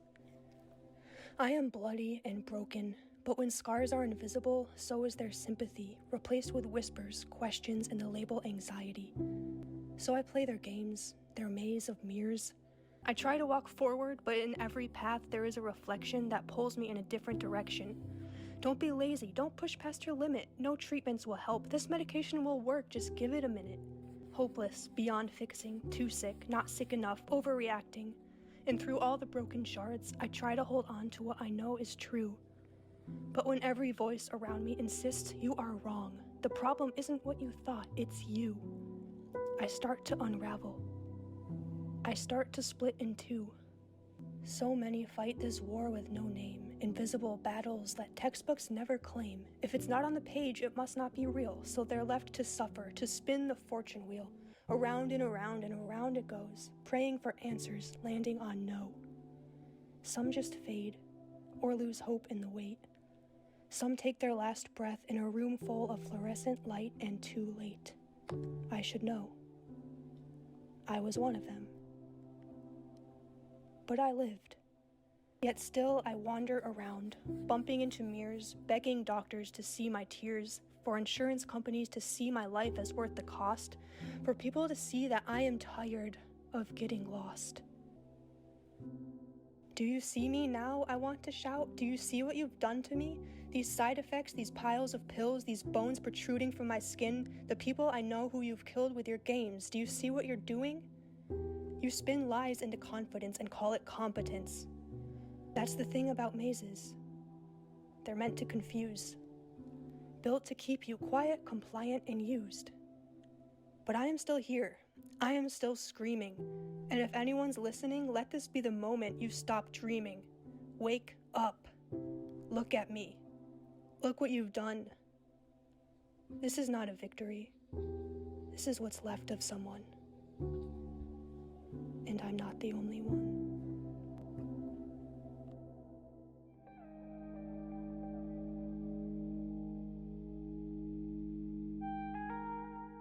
Imagine no longer being able to speak, to ask for a drink, for food, for help, or just to say you're too cold, or to express what you're feeling. Imagine no longer being able to sit, to stand and walk to the bathroom, to turn over by yourself in bed, to lift your arm to relieve a cramp because you don't have the strength. Imagine your head exploding at everyday sound and light, wanting to scream in pain if someone touches you without being able to make the people around you understand. Imagine not managing to eat by yourself, not even able to suck anything through a straw, having to be fed with a siren, only liquids, because you no longer have the energy to chew anything. Your stomach can no longer digest either, and the nausea is constant. Imagine your body shaking non-stop, seized by uncontrollable spasm that exhausted you even more. Imagine your body no longer belonging to you. Someone changes your diapers. You are cleaned, your body exposed in its decline. Decency no longer exists when you have very savory meat. Imagine no longer having the strength to open your eyes, shut like cement, your only window onto a world that has forgotten you.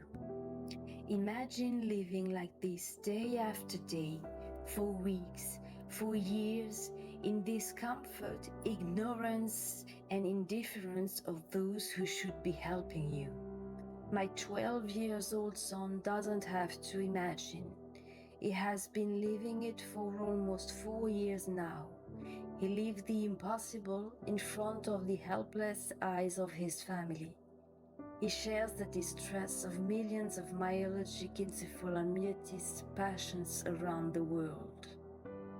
I imagine public authorities training healthcare professionals on this illness, funding research on a scale that matches the stakes instead of turning a deaf ear, offering facilities to provide care to relieve these patients' pain. On August 8, 2026, World Severe and Very Severemy Day, I imagine a world that does not offer patients only one way out: assisted death.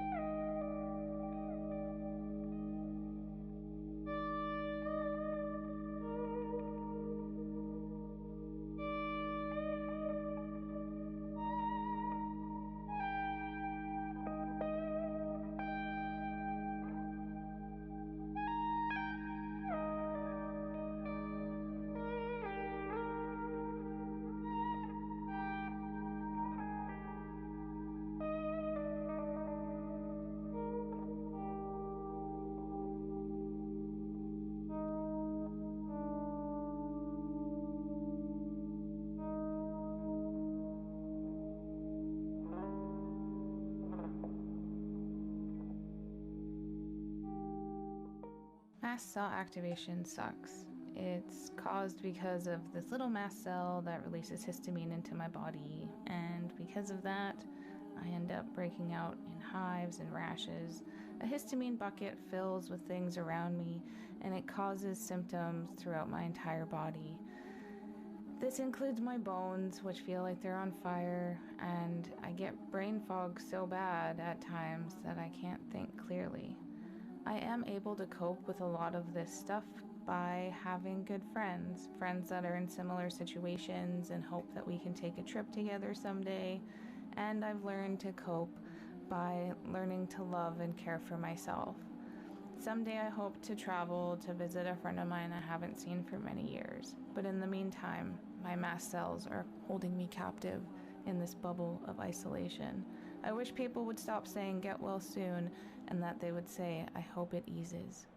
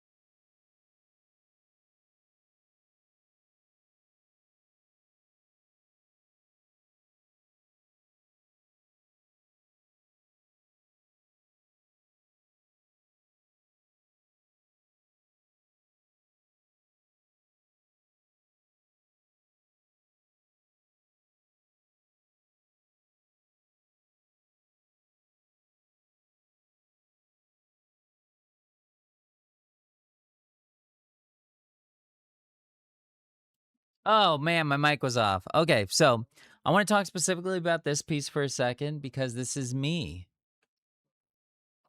Not Emmy, but me. This is me. That is myself. The piece is called Just Another Sample. There was recently, all the month of July, I was dealing with most likely a parasitic infection. Results were inconclusive. That happens sometimes, especially with cyclosporiasis and detecting cyclospora.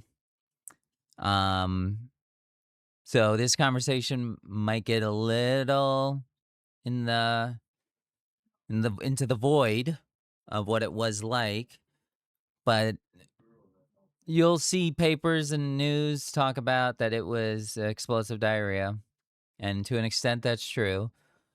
But I was reduced to I had to wear diapers for a few weeks there. I'm 40, if it's not able to be seen in this picture.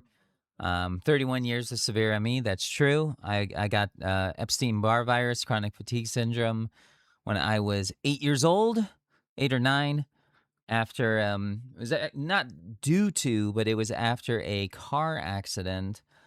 So everything kind of like fit together quite nicely because I also have Ehlers-Danlos syndrome, or HEDS, hypermobility Ehlers-Danlos, which is a connective tissue disorder. Thanks, MC. Yeah, it's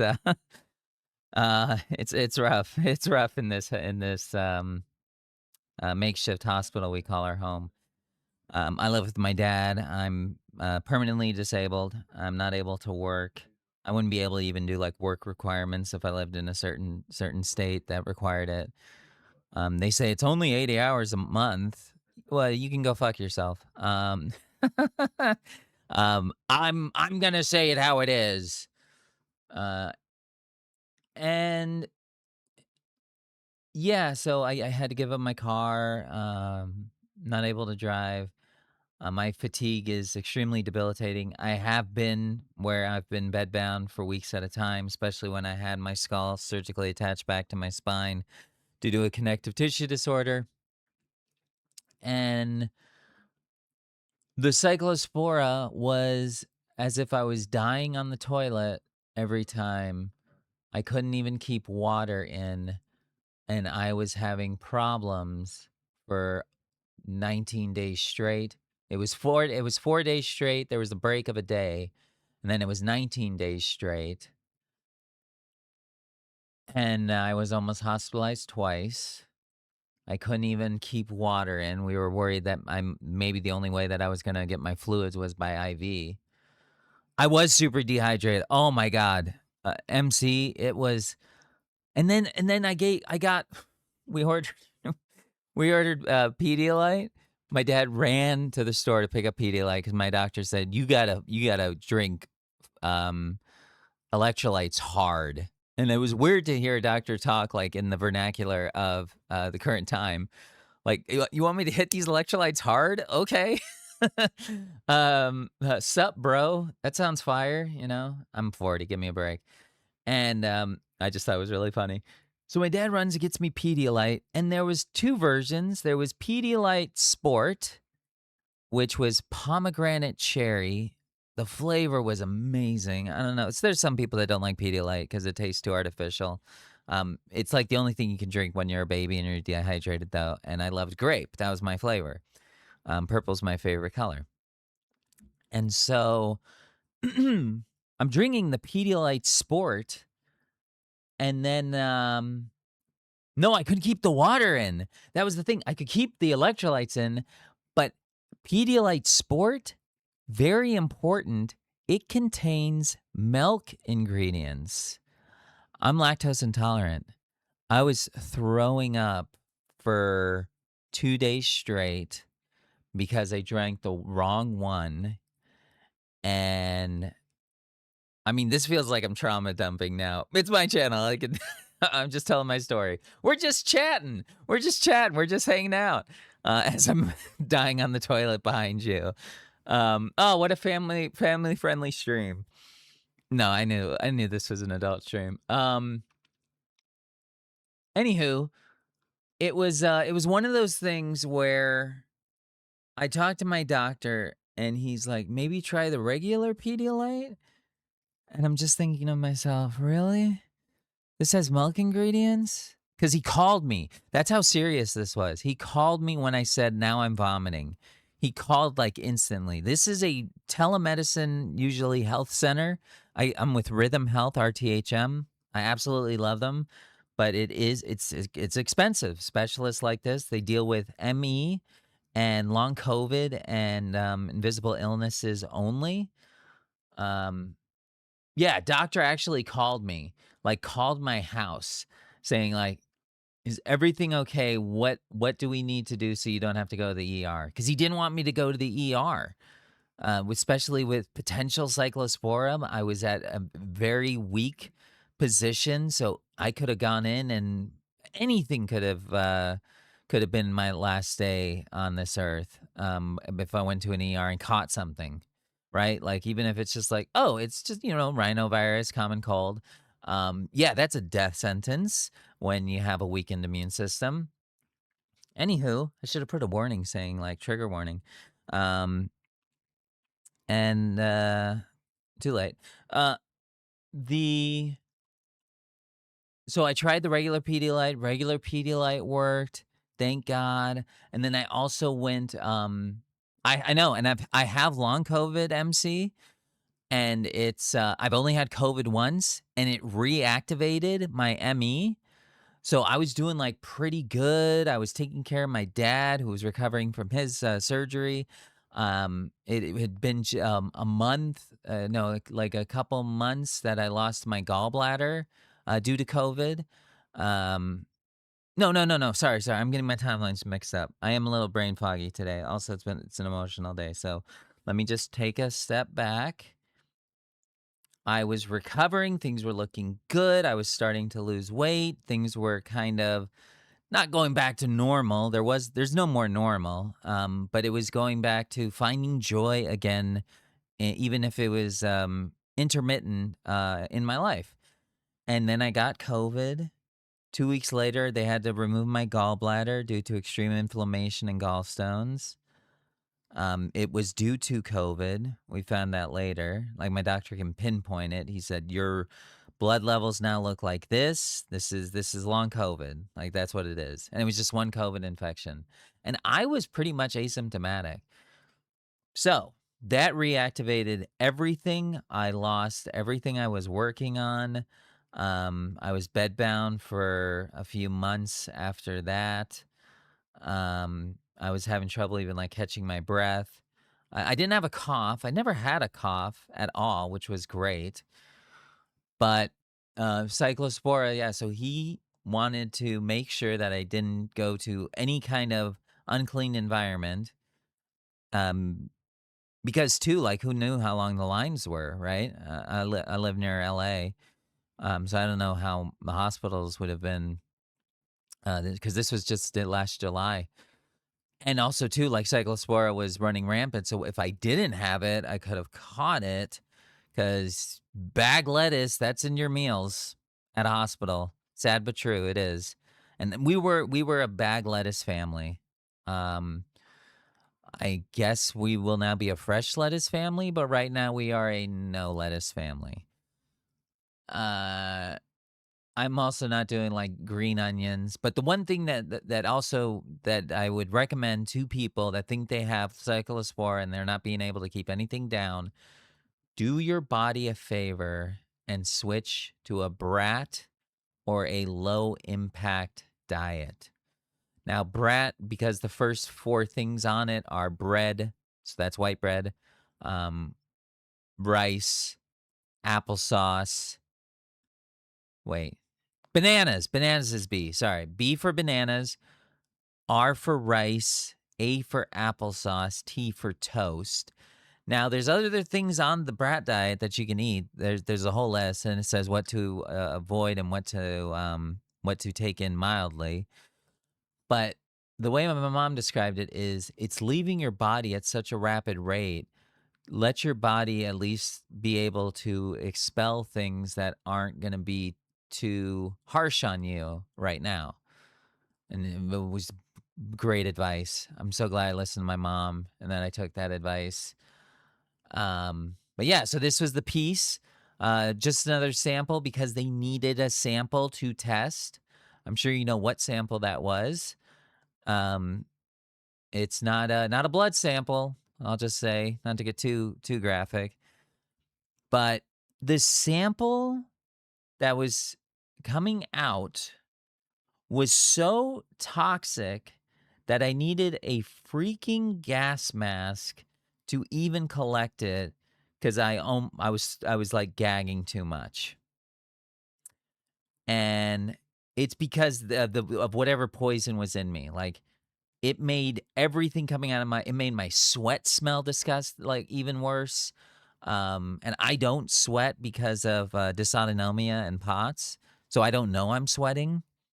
I'll just feel like, oh, my shirt's damp, and that means I was sweating. But yeah, the sweat made it smell like I was just romping around in sewers for hours on end, and it was just very weird. The body didn't feel right. I would sometimes go into like a little bit of tremors. Sometimes sentences would just stop halfway, very much like a bad crash, like where the body just kind of short circuits. But yeah, and it was, and now I seriously have PTSD every time I have to use the restroom. Anytime I have to use the John and it's not peeing, like my body kind of goes into a little state of shock because it just doesn't want ever to experience what I experienced. And I just kind of set up the camera, describing the artwork now. I kind of just set up the camera, and then I did multimedia effects with a drawing program. I use what's it called? What do I use? It's Sketchbook. I have an Android. I use Sketchbook, and Sketchbook is amazing. It's no AI, which I love, but it's got so many helpful tools. It's like almost like an Illustrator or like a Photoshop, um, or Krita or Kirta, whatever it is for iOS. And it's just I know how to use it. It's really easy. It gets good time lapse, and I was able to kind of like create my own filter, and the piece is kind of like describing of the not in the unintentional insensitivity that doctors will err towards when they're asking their patients for something to test for them. They're just like, oh, it's just blood work. It's not just blood work. It is blood work. It is a procedure. Oh, it's not much. You just got to lie down. Pause. Lie down? That's very difficult for me. Because if I get up too fast from lying down, I can trigger a bad POTS episode, and then we're having a very off day. So when they said it's just another sample, I was like, I was done. I was done. I was mentally checked out at that point. I didn't share my thoughts, which is probably a good thing. But the way the doctor said it, and I love this doctor, but it was just like that's how people see it. So when they sit when people joke around like, "Oh, talking about the poop lettuce," it can kill you if you're as weak as I was, and it almost did. My dad said it was one of the hardest things he ever saw, and he was there with my surgery when they attached my spine back to its skull. Okay, rant over. But so that's the piece. That's the piece I made for Severe ME Day. Let's see. Where can I go? Nope. There? No. There we go. So let's fade to here. Katie! Hi! Hello, welcome! This is me, talking as a cat. CoRy the cat. Which I think you came up with, if I remember. So I jumped on it immediately. Thank you. I just finished. How's your day? First off, how are you? How are you today?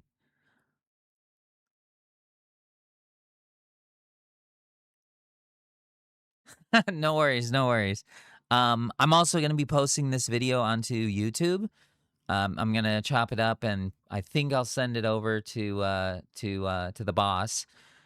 I don't feel comfortable using people's names. That's why, as people that come on, they have a certain name that they want to use, and if my name doesn't have the mention of CoRy in it, then I am my avatar. Like that's my persona. That's what I kind of want to be addressed by. So even if I know someone in chat, I said your name because it's in your name. So that's why. But yeah, I'll send it over to the boss. I'm gonna separate out. Oh, Nightbot.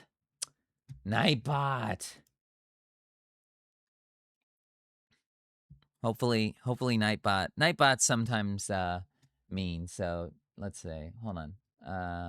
Warn, delete, ban. No, just show it. Show the thing. Hold on. Docs, activity. So yeah, I read out the pieces that's on the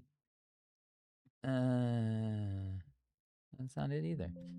Oh. I read out the pieces that were no, it's okay. It's okay. I should make it where it's okay. Can I time you out? Warren, time out. Yes, it was. Yes, it was. There we go. Does it show now? No. Come on. How do I do that? I gotta figure that out. I should know. I should know how to do this. I used to know how to do these things. Oh my god, these things. Oh, thank you for the follow, Katie. So yeah, the art project was it was so good. Steve did a really great job. The artwork, oh my god, the videos. But then I saw that there was the writers gallery, right? And I thought, I'm going to read these. So I read them out. I'm going to send them to the boss. And I'm hopefully like make it its own dedicated video. And then I'll put timestamps so that people, if they want to hear their projects read out, they have the ability to. So yeah. But yeah, how are you doing? How's your day today? It's heavy. It's a heavy day today. I knew it was gonna be heavy, but it like, man, I am exhausted already. And it's what? It's only 3. Oh yeah. So I'm gonna be you can there is a way to share it through Twitch. Like you can go to the VODs and share it, but I am gonna make it on YouTube. I am gonna try to collaborate with Emmy on it. Never done that on my end, so we'll see how that goes. Should be okay. But yeah, it's whew. You able to get some rest today?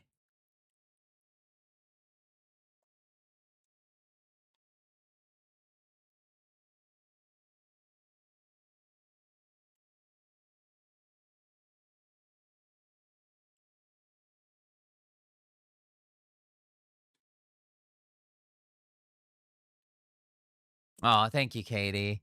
Yeah, this is what I was doing before I was ill. I was I was the go-to guy in a theater that did technical improvisation, where we did plays from scratch, sometimes supernatural, sometimes rom-com, sometimes dealing with death and grief, and sometimes they were like magic realism. We did also themed shows, so in the style of Twilight Zone or Stranger Things, and I would do the tech and sound for it on the fly. And then my dear friends Arlo and Alex, who they did something really cool during the pandemic. I should bring them on. And just for old time's sakes, they would make music with synthesizers. So you're watching a show in a small black box theater. People are dressed to the nines in their costumes, but it's complete space work. And there is dedication, and it's all about the story, and it's narrative improv. And afterwards, you're like, that was a play, or I just saw a movie, or where can I see that again? And the answer is nowhere, because every show's different. And that's what I was doing before I was really sick. And I was good at it too. Well, if you need to manage, if you need to get some water, or if you need to chill, relax, you can hit exclamation and then type the word lurk, and that shows that you're still watching. But if you don't want to interact with the chat, that's no problem. But it's a nice way to show the streamer like, hey, cool, I see you, and it's like a nice recognition. I'm actually I'm trying right now. Twitch just opened up. They have these things called Unity guilds.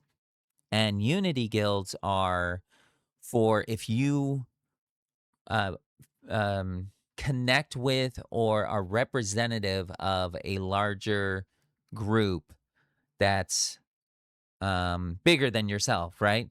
So there's like the Black Twitch streamers, the Black Artists Guild. There's LGBTQ. There's Asian artists. There's what's one that I saw and I was like, oh wow, cool. They have one that are specifically for trans streamers. They have ones for people that are in recovery, right? Whatever recovery that may be. And they also have a disability guild, and it's now open for applications. You have to be a Twitch affiliate.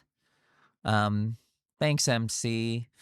You have to be a Twitch affiliate to even apply. I'm not there yet. I'm very close. I'm right on the precipice. But I found a disability streamer, and I just love what she was doing. Like, she would have these messages pop up, and like where to make the stream more accessible. Even if the streamer's not able to, the watcher can, with these certain kind of like plugins and stuff. So I really want to like open up my stream to more people that are with invisible illness that want to start streaming, and like are like, I don't know how to start. I'm able to talk into a microphone, and can I stream from that? Yes. Yes, you can. Absolutely.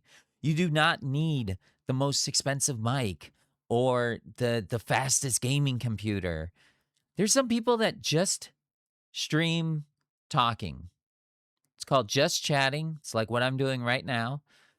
And yeah. And then if you're like, you know what? I want to stream, but I can't do a lot of like loud video games and everything. That's okay. There are cozy streamers that are just playing farm simulators. No violence, no action, no worries about strobing, sudden sounds. Like, you don't have to worry about that. So I really want to be a part of that guild, because it would just be really cool to have that as a banner, because that's why I really got back into streaming while being more severe, more homebound, couchbound, I call it, because I do not sleep on a bed. I sleep on a couch. Thank you very much. Downstairs, we're in a loft, so there's no second bedroom. Yeah. Oh, Kate. So Katie, this has been around for years. It really started out as just gaming. It was multiplayer gaming. People running around shooting each other, and it was just great fun. And then people started breaking out of the mold. Now there's people that DJ, there's people that do yoga, there's people that do cooking. There's PNG tubers like me, there's 3D models like MXV. Okay, I'm writing her because she's the disability streamer that I found out about the guild. I hope this works. MXV. MXV. That's her name. If you click her, does it go to her? No.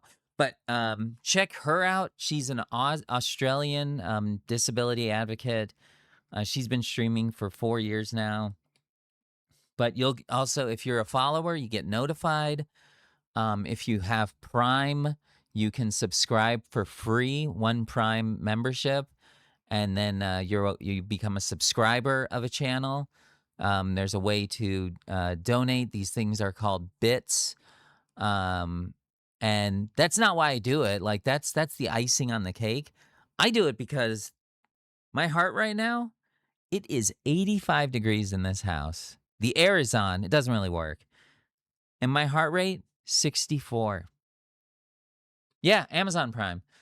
My heart rate is 64 while streaming. I could be streaming the most heart-pounding video game you can think of, Dark Souls 3, Elden Ring, Night Rain, super frustrated. I could be scared out of my mind because I'm a scaredy cat. And if I'm streaming, I'm coasting, I'm gliding. This is my happy place. So it's my therapy.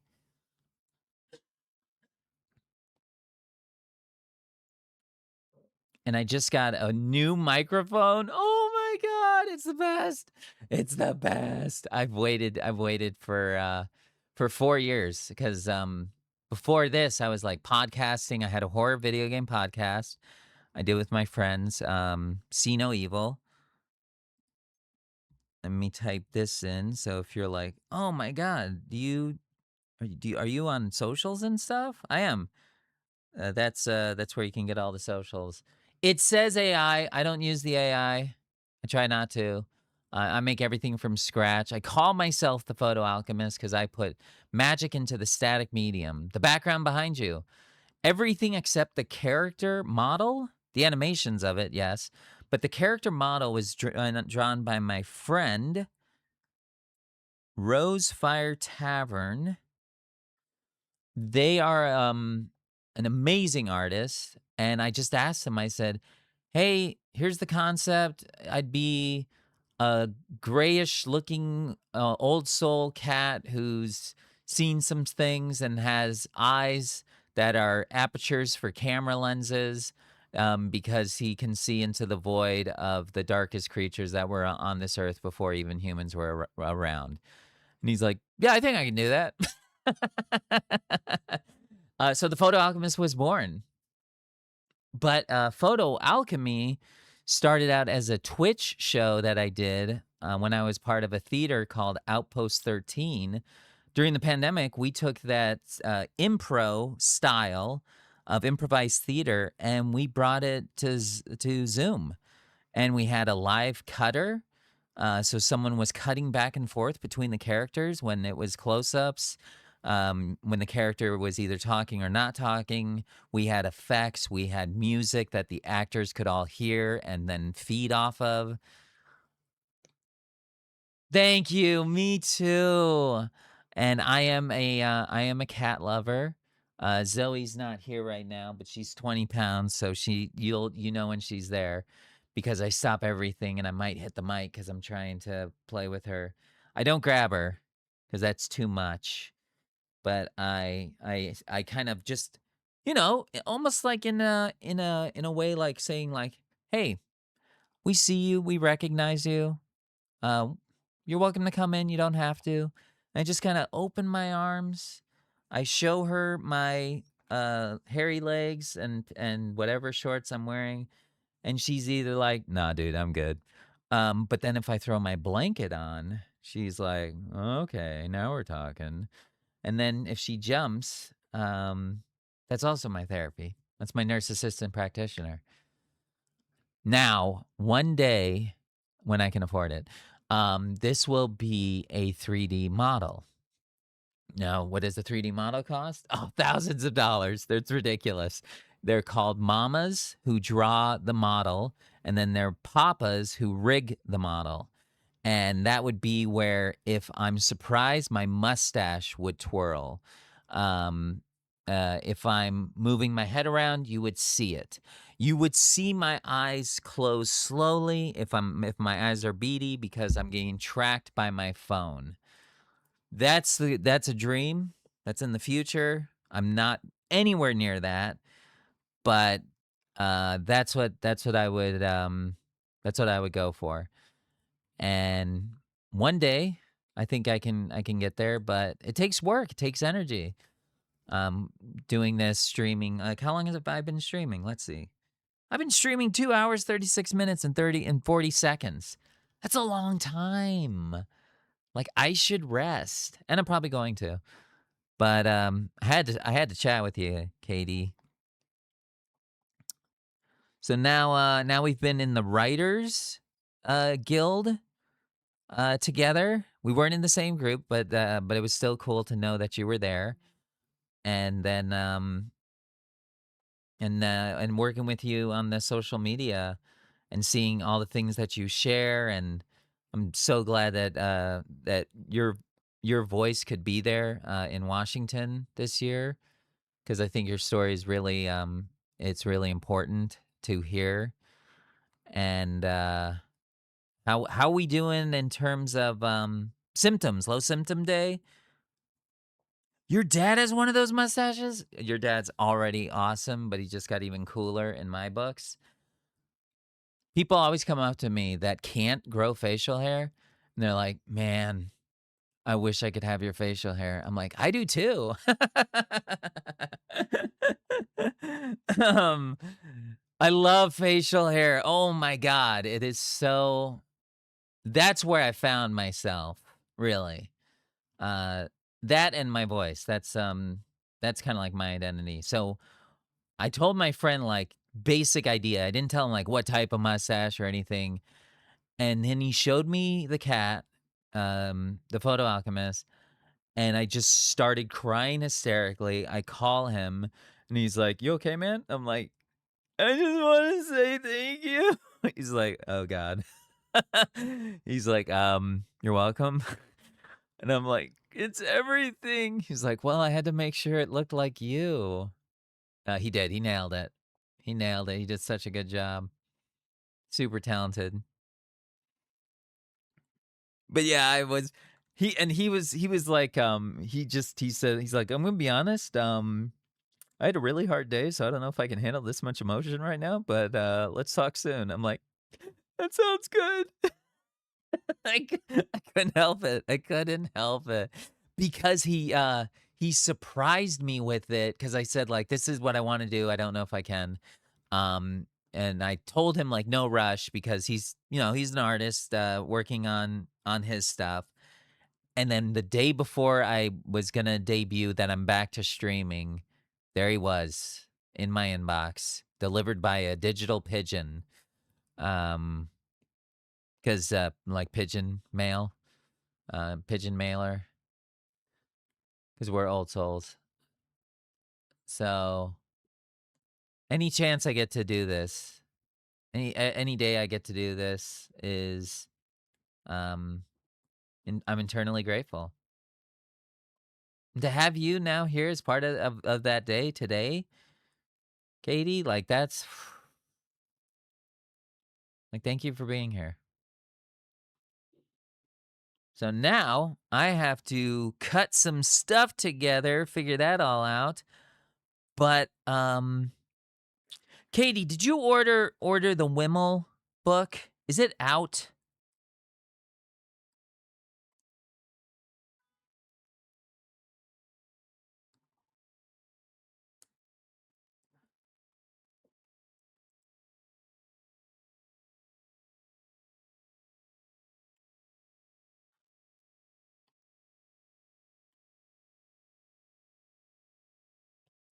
Do you yourself happen to own a copy?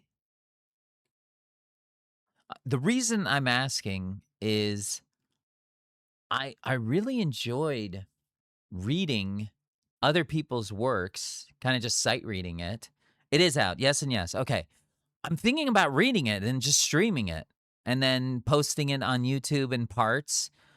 Um I think may I reach out to you off stream, meaning like through Slack?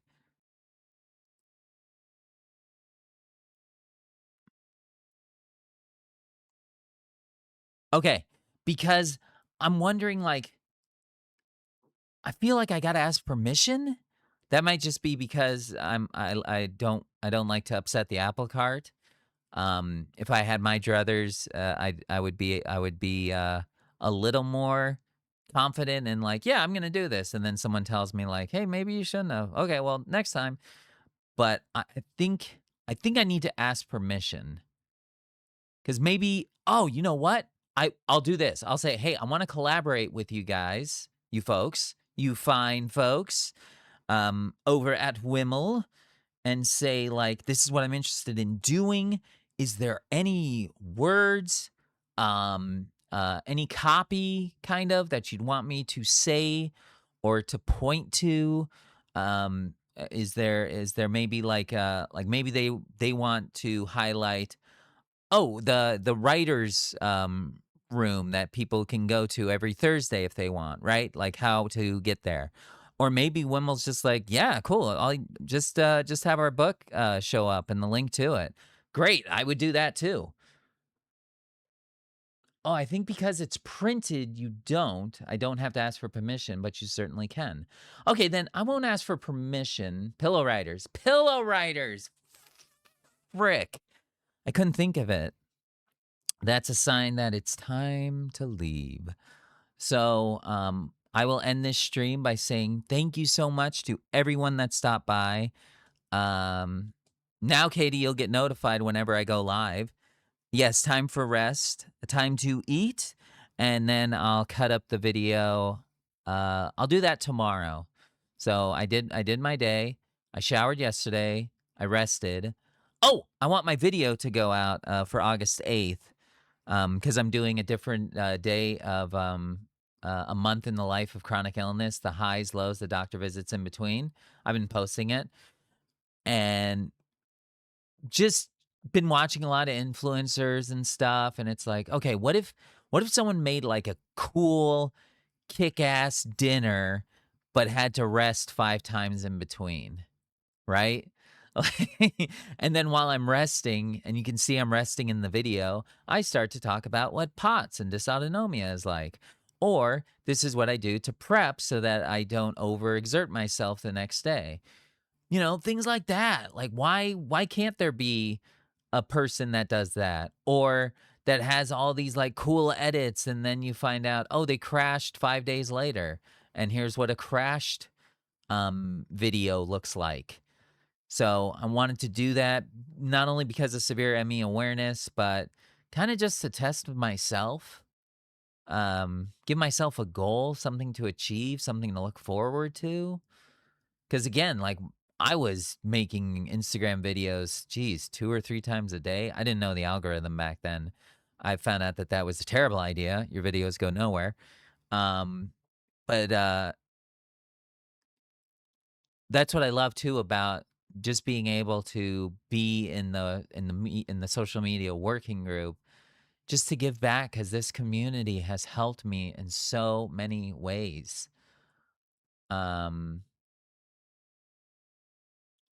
if it will work, but try something different. I've been posting severe ME info, then funny clip to help keep people engaged. Oh yeah, humor is also kind of like a medicine for me. And I gravitate to it so naturally. But yeah, it's all about timing. Okay, I'm getting giddy. Which is great. That's the perfect time to start streaming. No, I gotta stop. I also want to clean up my desk. Monday, I have blood work. Tuesday, what's happening Tuesday? Tuesday something. Something's happening Tuesday. I think I'm streaming Tuesday. I have a schedule. I got to put it on my schedule. But yeah, there have been Katie, there was so many times that I saw your videos when I was like last year when I was having one of the hardest years mentally in my life, and just someone sharing something was like, I needed to see that day. Or I'm able to see that now and take it fully take it in and embrace it and lather in it and just kind of like taking the umami of life, right? So that's what's so great about being a part of this social media group is I can give back, and I can now give something to people, and hopefully if I can put a smile on someone's face, not in the Joker kind of Heath Ledger way, but if I could bring joy into someone's sheltered heart, then that's what it's all about.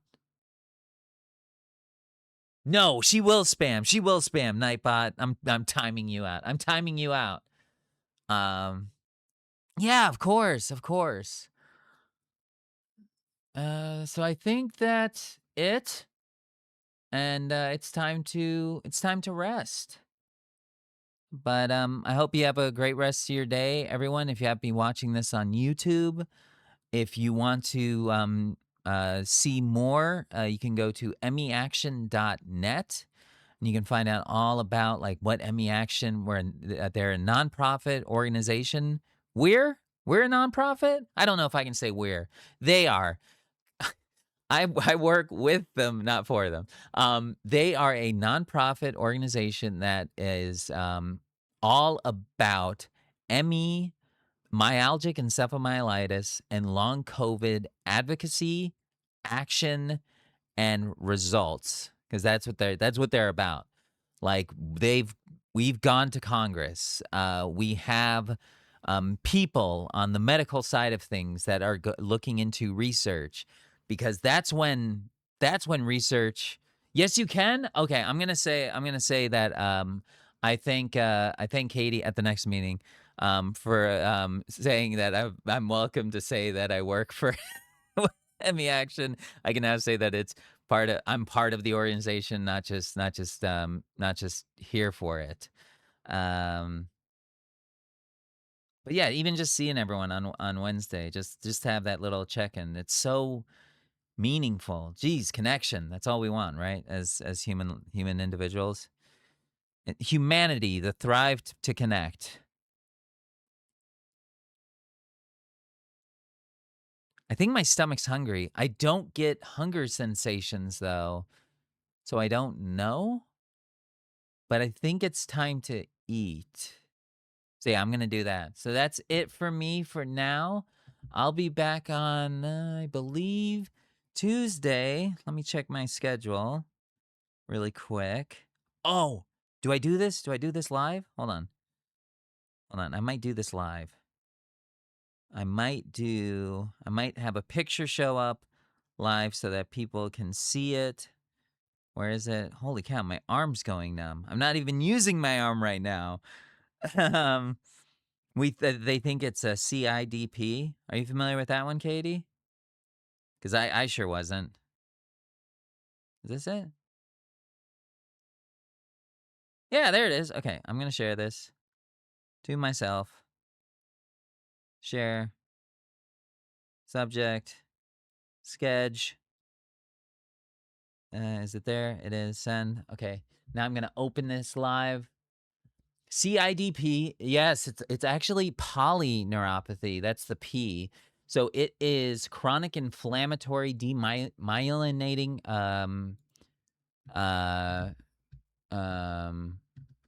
polyneuropathy. Chronic inflammatory demyelinating, like the myelin sheath of nerves, polyneuropathy. So yeah, let's do this. We are going to go where? Here? No, here. Yep. Okay, we're gonna add this. Gonna add an image. I'm talking as I'm doing this because it's happening all live. This is behind the scenes. Okay, perfect. And oh, that's pretty big. So let's make it a little smaller. And then I'm gonna move. Okay, where am I gonna go? I'm gonna go here. And then this is gonna go here. There we go. And we are gonna go fade. Boom! There it is. Yes, the myelin sheath. That is my schedule for the coming week, August 10th through the 16th. So I will be back Tuesday. We'll be doing a little bit of Arc Nights at 11 a.m. Pacific Standard Time. Going to be pulling for Lino. Very excited about that. And then it's a week of control, Wednesday, Thursday, and Saturday. Wednesday, Thursday are at 8 p.m. And then Saturday is at 1 p.m. Again, all Pacific Standard Time.